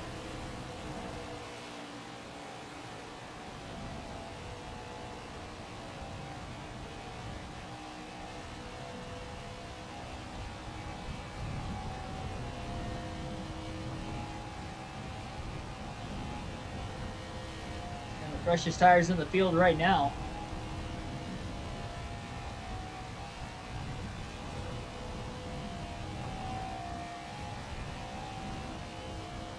Yeah, I have no clue how many laps down we are.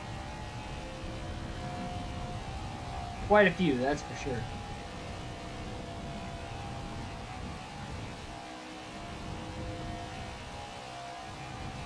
We'll try to see how many more positions Schneider can get back before the end of this one. So much speed out of the car. He's got about 30 to 40 lap fresher tires than everybody else. And he's still struggling to close in. And even the 18th place car, Ross Chastain up there. Chastain might not have as old of tires as, say, Kyle Busch. And Busch is catching, I believe that's Denny Hamlin up there. Kyle Busch may have a chance to steal this win.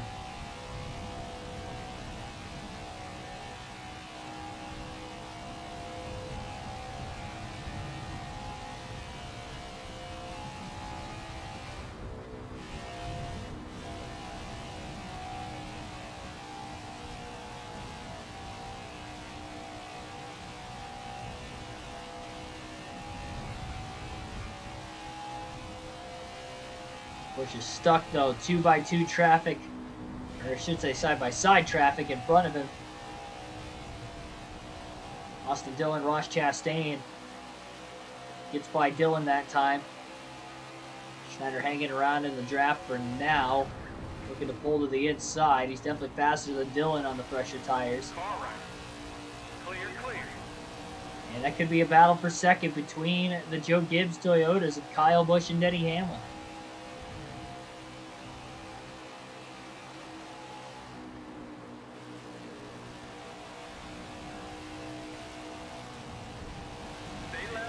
Finally gets to the inside of Dillon. Chastain held up Denny Hamlin. Clear. I don't even have the straightaway speed to get around these guys or stay underneath them. The move is originally made. There's again off the exit of turn 4. Schneider's going to stay low, and Austin Dillon just completely chopped him off.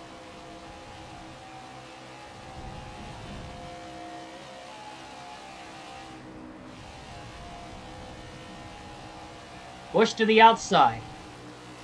Hamlin on the inside. I'm surprised we didn't blow a tire again there. That was a lot harder hit than the one we actually did blow the tire with. Kyle Busch. Well, never mind. Busch is a lap behind. Still, oh, one car has just crashed into the tire barrier. I'm glad to see we're not the only one. We had a blown right front tire. We were handicapped on our way into the pits. Ricky Stenhouse Jr. has just crashed into the tire barrier now. Busch is still about a lap behind. 3 wide off the exit of turn 2. Schneider is still struggling to try and make his way around Austin Dillon.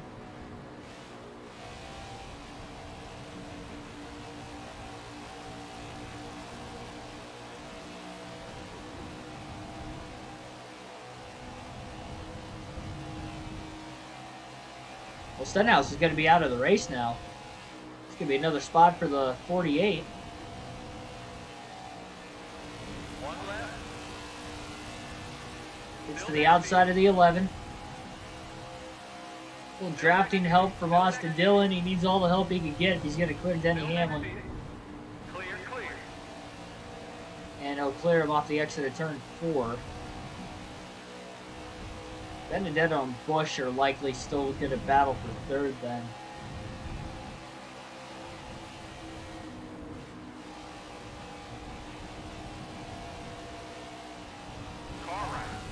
Schneider going to clear Dillon off the exit of turn 2. Finally gets around him. They're trying to get around him every lap since he came out of the pits. And Dillon's just going to cross him right back over again. And he just ran him up the track. Ran him up the track to do it.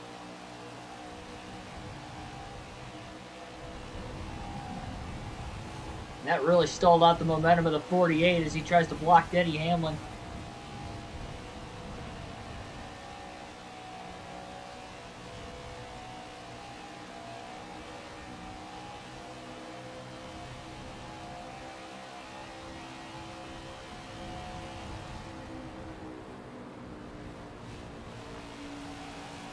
Schneider off turn 4 to the inside of Dillon.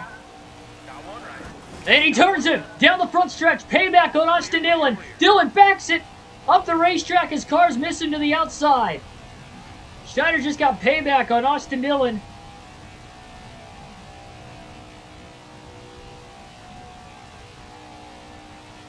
We're hitting him twice.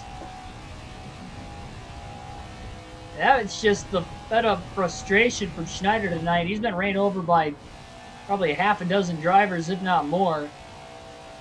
And Austin Dillon was just kind of the last straw that broke the camel's back.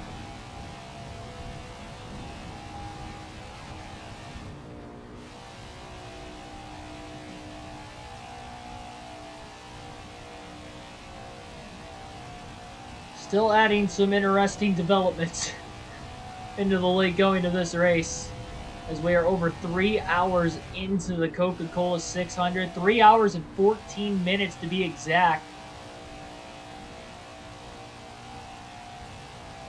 Not sure how many laps down Schneider is exactly, so not sure exactly how many laps still remain in this one.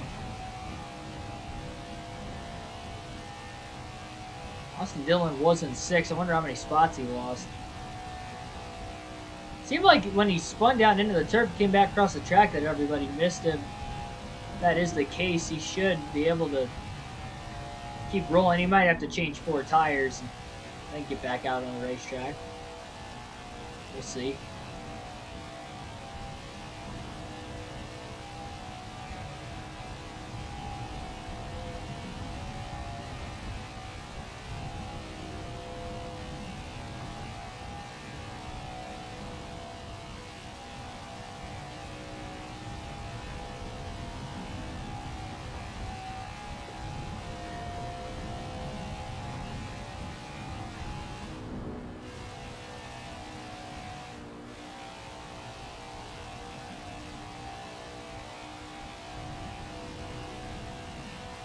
Realize Schneider is up to 31st. I think some of that is because Stenhouse is back to 33rd place now after he wrecked into the tire barrier in front of the pit road entrance here within the last 10 laps.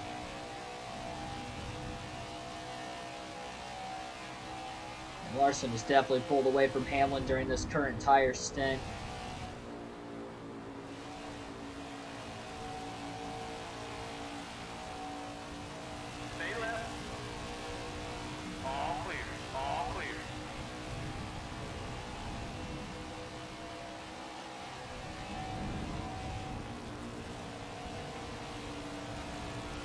To the outside of Daniel Suarez. Well, of course, you know, why not? Why not just get tight again?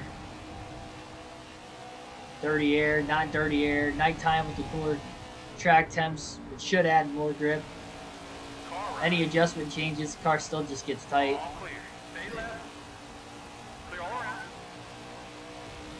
Block on the 18 of Suarez. Suarez did come down a bit too, though, when Schneider was coming up, which led to the contact.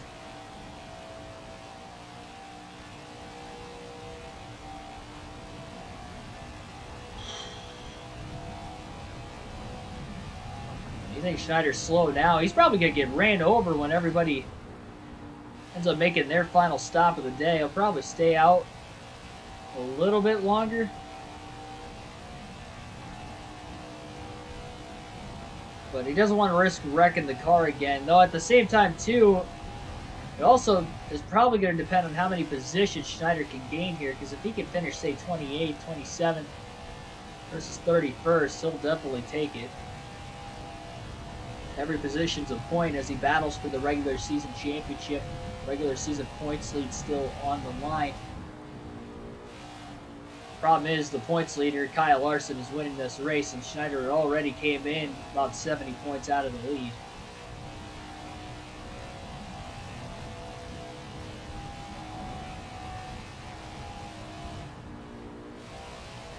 Second place already out. Chase Elliott finishing outside the top 35. He'll only get 1 points position. Sorry, 1 point for his position in today's race.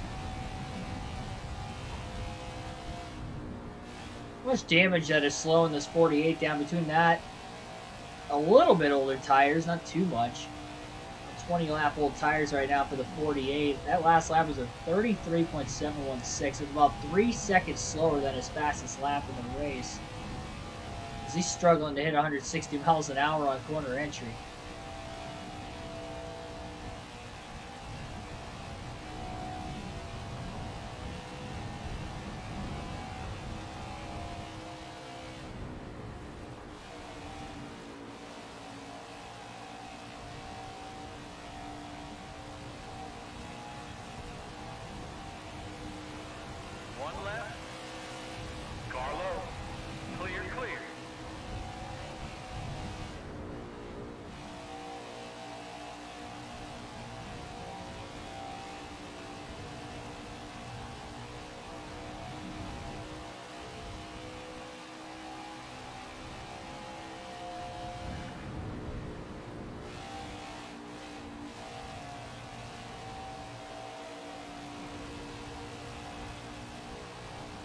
I almost kind of tell that the 22 is on older tires, only because of how much Strider is able to gain in the middle of the corners, but only up to 164 miles an hour getting into the first turn that time, and he couldn't get the car to turn again into the wall with the right front.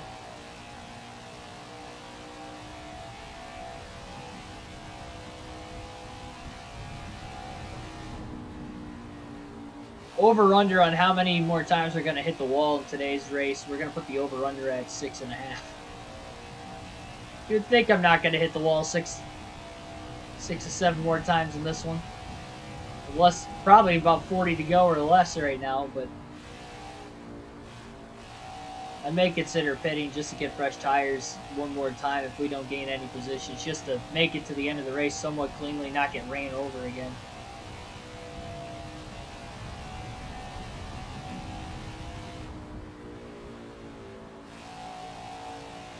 Two spins in the race for ourselves, 3 blown tires, 1 left front, 2 right fronts. It's a miserable day for the 48.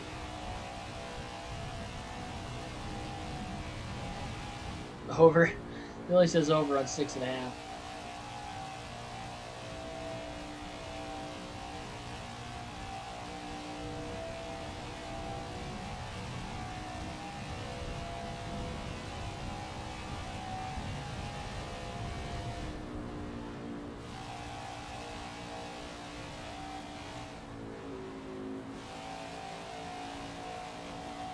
Caught myself before I hit the wall that time.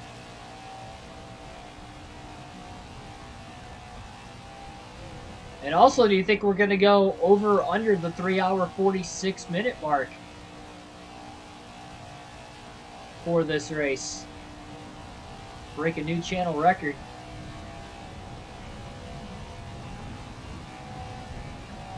Longest race of the season, could be the longest stream in the channel's history, as far as this race is concerned.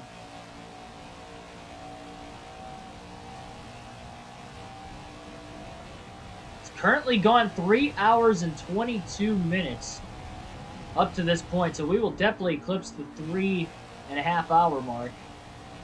It's going to be close.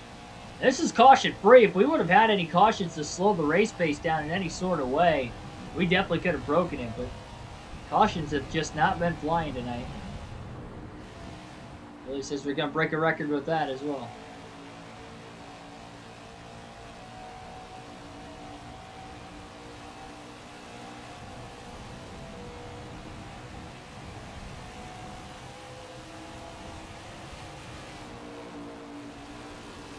I don't think Hamlin's got another shot at Larson unless we get a miraculous late race caution. All the wrecks we've seen today, I doubt it. There's been a big wreck. A lot of them have been single car spins. Still should have been warranted of cautions. Got 1 low, 2 inside, you're 3 wide, clear, clear, clear. Clear, clear, clear.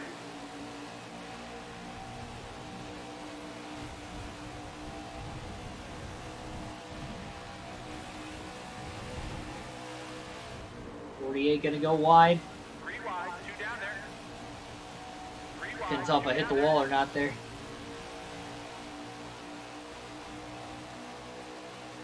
It didn't feel like I hit it. I didn't feel any vibration. I didn't hear vibration. I mean, I guess you could hear it if it's loud enough. Judging on how bad the game is. Yeah, obviously, not the driving. My driving's pretty good. I know I hit the tire barrier on my own earlier, but that was also with a blown right front tire. I couldn't get the car to turn into the pits.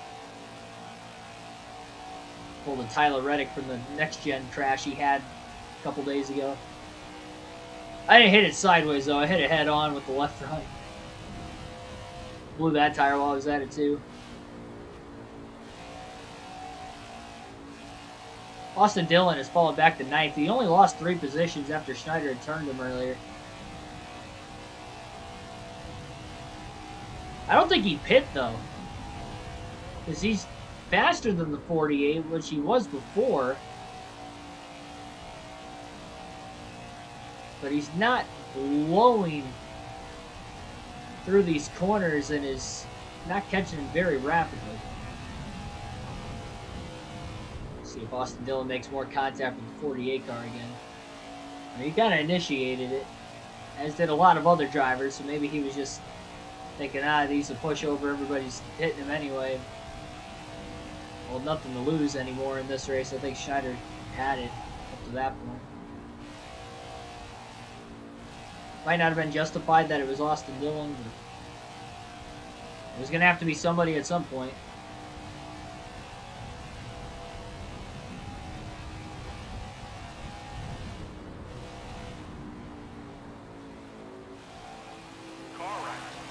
Well, Hamlin's definitely got fresh tires. I did see him pit a few laps ago, so he's short pit compared to the 5 of Larson. We'll see if that's going to be one way he can maybe get up there. The problem is Larson's going to have fresher tires than him to try and run him back down if Hamlin gets to the lead, and Hamlin's just going to have to block from there. So here's Austin Dillon off turn 2 to the back bumper of the 48. Schneider's blocking him.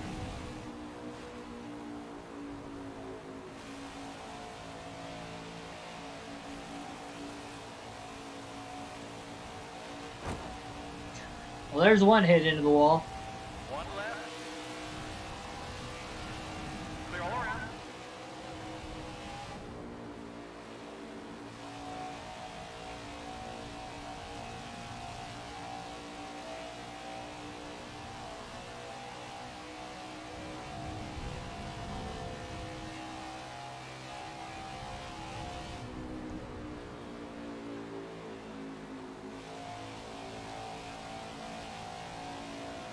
Austin Dillon pitting off turn 4 that time.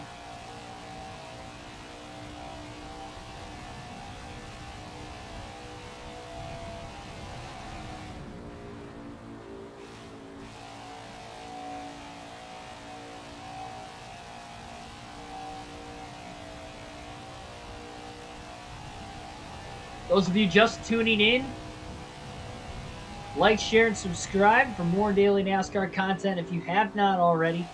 Watching the Coca-Cola 600 live on KRC. Part of another full race live stream with a realistic commentary tonight. We may have the longest race ever in the channel's history. 3 hours, 46 minutes is the mark from the NASCAR Thunder 2004 Coca-Cola 600. And currently tonight, with probably less than 30 laps to go, considering that Schneider's many laps down, 3 blown tires in this one, 2 spins. It's been a long night. That's why he's back at 31st with some significant damage to the race car.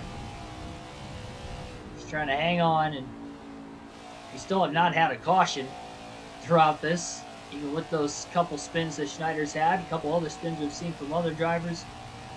Seems like most of the accidents have actually been off the exit of turn 4 from the danger spot in this one. Here comes Austin Dillon on fresh tires.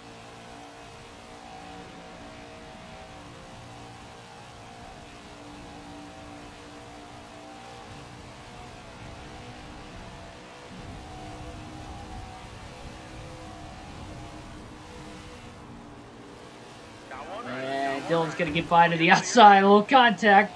Schneider got tight. Probably would have hit the wall if he didn't flip Austin Dillon. Dillon drives right by. Didn't even phase him.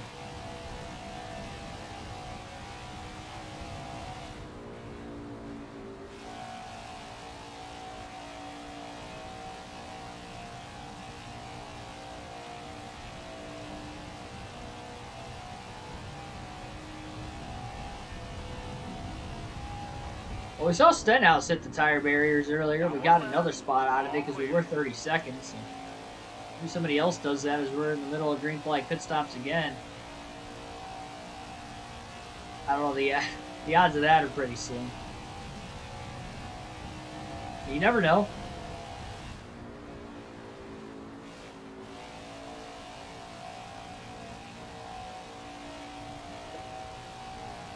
Kind of similar to the actual Coke 600 in real life. Kyle Larson dominating.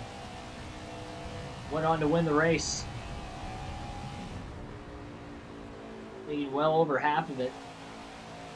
Today's led over half. Hamlin's led quite a few laps as well. But Larson's definitely had the superior race car. One left. All clear. Got one left. Clear, clear, clear. Oh, we're definitely multiple laps down. If I had to guess, we're probably anywhere between 5 to 7 laps down. If I had to guess. It's just so hard to tell. We've only made 2 extra pit stops, but we have that much speed knocked out of the car too that even on equal tires, they're just blowing past us. They have fresher tires, they're blowing past us way quicker. And Larson caught and lapped us in like 25 laps at one point on fresher tires with our damage. Speaking of Larson, still out there leading. Not sure if he's pitted yet or not. I'd imagine he probably has, considering how quickly he's closing in on the 48 interval-wise. Brett Keselowski, a couple other cars into the pit lane, that time off turn 4. These are the final pit stops of the day. The potential caution-free Coca-Cola 600.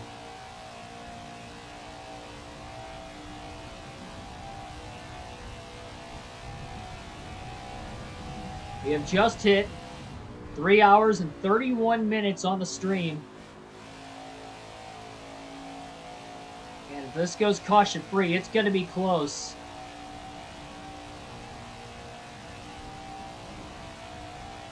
Caution comes out, though. That slows the race pace down. I'm pretty much committed that we're not going to see one with all the spins we've seen periodically in this race. We probably should have had about 10 cautions. Said we had none. Then we definitely would have broken it. Jeez. What was that? Both cars coming out of the pit side by side, and they about squeezed each other into the wall. It was Ryan Blaney and Matt DiBenedetto running 4th and 11th. Keselowski in the 2. Gonna catch Schneider, bad spot. Larson just about made contact with Ryan Preece, barreling into the center of the front stretch. Schneider might have crowded Keselowski too much. Brad's still going up the track a bit. Larson's got to check up behind these guys. Oh, we got a car around! Corey LaJoie has just spun. Getting into turn 3. Schneider had to go all the way down to the apron, slides up the track. He was able to miss the spinning LaJoie. We stay green. That's going to slow Larson up. Is that going to give Hamlin a chance to catch him? Larson was not involved. That slowed him up a ton. Going to give Schneider a little bit more breathing room. He's up to 29th. So he has gained a couple positions. He's about 4 seconds behind David Reagan, but Reagan's probably got fresher tires. You have to assume. Oh yeah, he's definitely got fresher tires. So let's see if Schneider can at least hold on to 29. So he's committed to staying out of the pits. LaJoie just ran right in the back of Schneider on the front stretch. Schneider didn't even know he was there until he hit him.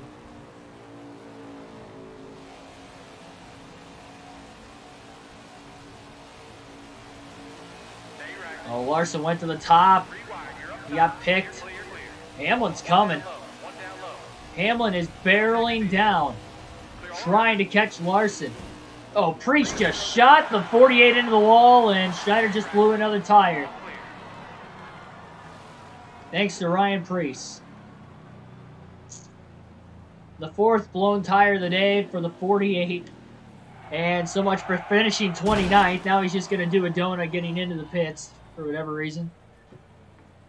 That's the third time the game spun us out in the pit lane today, too. Oh, and we just missed the pits entirely. That's cool. Well, we're definitely not finishing 31st. As if it can't get any worse for the 48. That was all Ryan Priest's fault. He had plenty of room to the bottom. Instead, he tried to go 3 wide up the middle.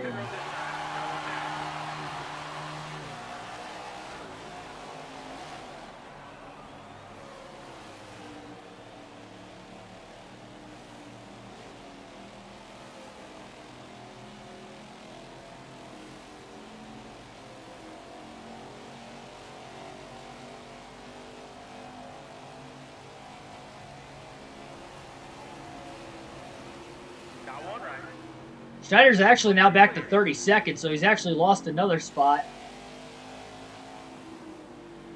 Watch Stenhouse pass us still after he hit the tire barrier earlier. I think he's out of the race. I think everybody that's behind us in the running order is out of the race now.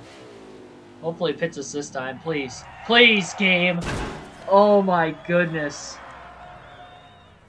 So close to the end. Hey, we made it.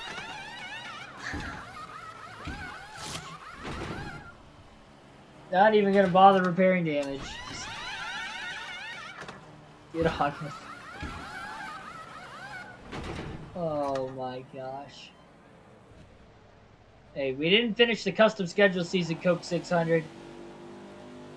Gosh darn it, we're going to finish this one. We came this far. We've trudged it out. We basically had our chance to our chance taken away from the win in the first half of the race. We've just been kind of clicking around outside the top 20, 25th or worse, really, the final second half of the race tonight.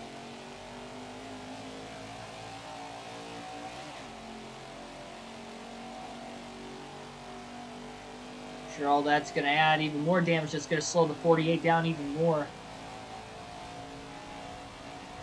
Well, he was 5 to 7 laps down. I don't know how many more laps we lost there. Probably 3 or 4 more. He's got a little bit fresher tires than everybody else. Probably not going to matter with all the damage.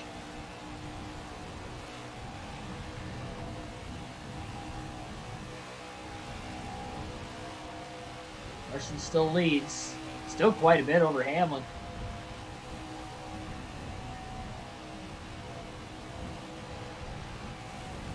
Schneider doesn't care. He's holding everybody up the rest of this race. Everybody's ran into us this entire race. I don't care anymore. I stayed out of everybody's way all day, and I still got ran over, so what difference does it make? I thought Busch was going to hit us there. He's hit us a couple times. Custer turned us earlier in the race. Look out for Custer. Wall's going to get it around the 48 cleanly.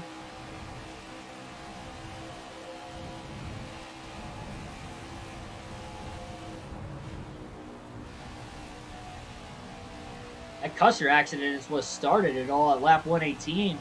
Remember, Schneider was up to 4th place. So it's not like he didn't have a chance to even compete for the win. He may have had a shot with the alternating pit strategy, but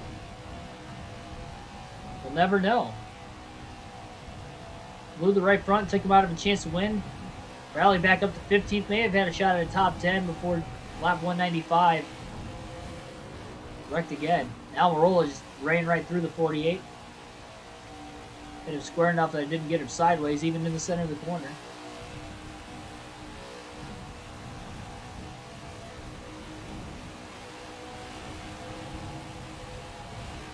That bump going into turn 1. You kind of saw the 10 and the 41 move around quite a bit too, so it's not like it's just the 48 that's hitting that bump. It seems like everybody goes through it inconsistently.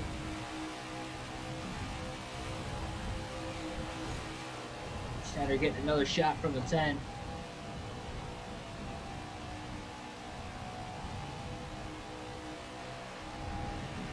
Austin Cindric taking it down into the turf.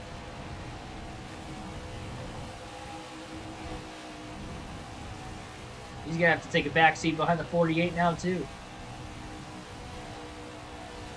At least through turns 1 and 2. Down the back straightaway, Schneider's just going to go wide. 2 inside, you're 3 wide. Almirola is stuck behind him on the top now.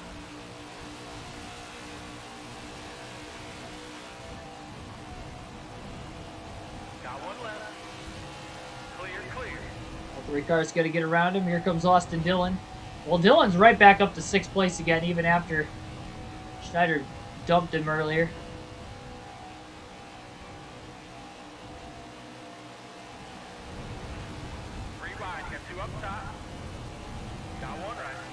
Pass on Justin Haley, not for position though. Still there. Schneider's going to slide job his way on the 10 and into the wall again. Got 1 left. Got 1 left. Clear, clear, clear. Got 1 left. At least we didn't blow a tire that time. Car right. Back around Justin Haley. Clear, clear, clear.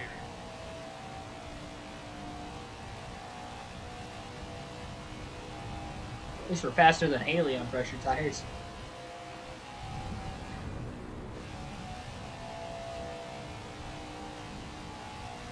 Actually, no, Hendrick car still got enough speed to at least pass the Spire Motorsports Chevy with significant damage.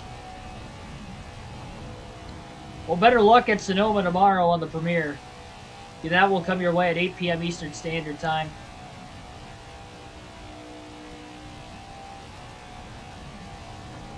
Ladies and gentlemen, we are very close to the record. We have now hit 3 hours and 40 minutes. Can we break the record tonight? Now to 3 hours 41 minutes. On this race, the record 3 hours 46 minutes. When will that white flag wave? We don't know how many laps down Schneider is. I figured probably 7 to 10 laps down.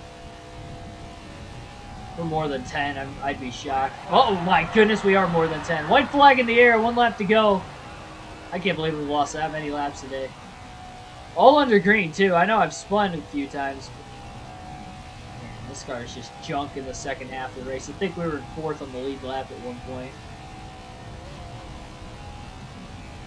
Crazy. We relegated back to a 32nd place finish. We're not going to break the record tonight, but we came close. If we would have had probably just 1 caution, I think that would have slowed it down enough to be able to break the record for the longest race in channel history, but that will have to wait another day. Checkered flag flies. Kyle Larson wins the Coca-Cola 600. While his teammate Keegan Schneider finishes 32nd, 12 laps down, and he was the last car on the racetrack. BJ McLeod was actually 10 down. There were a couple drivers 10 down, a couple laps in front of us. Okay, at least 1 driver. Chris Buescher, James Davison, Chase Elliott, Eric Jones, Kurt Busch, Martin Truex Jr., Quinn Houff, and then we saw Stenhouse hit the tire barrier. We also saw Quinn Houff spin off the exit of turn 4 earlier as well. Had a bit of help. I remember Eric Jones piling into the inside retaining wall. I didn't see who else did. Obviously, Chase Elliott was one of them there early in the race during the first set of pit stops. There it is, 17-second victory for Kyle Larson over Denny Hamlin. Only 2 cars finish on the lead lap. And this caution-free Coca-Cola 600, the first ever caution-free Coca-Cola 600. So we broke a record of some sort tonight.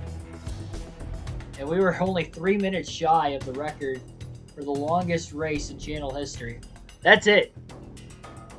3 hours and 43 minutes. We came close. We came close.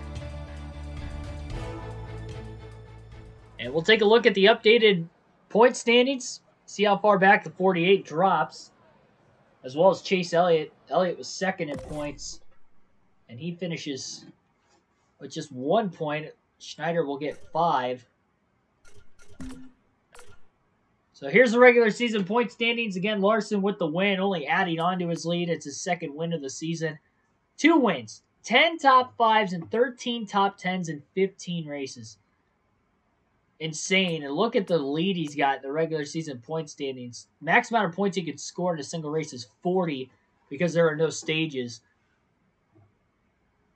He currently has a 70-point lead. He's almost 2 full races ahead of Denny Hamlin. That's unbelievable.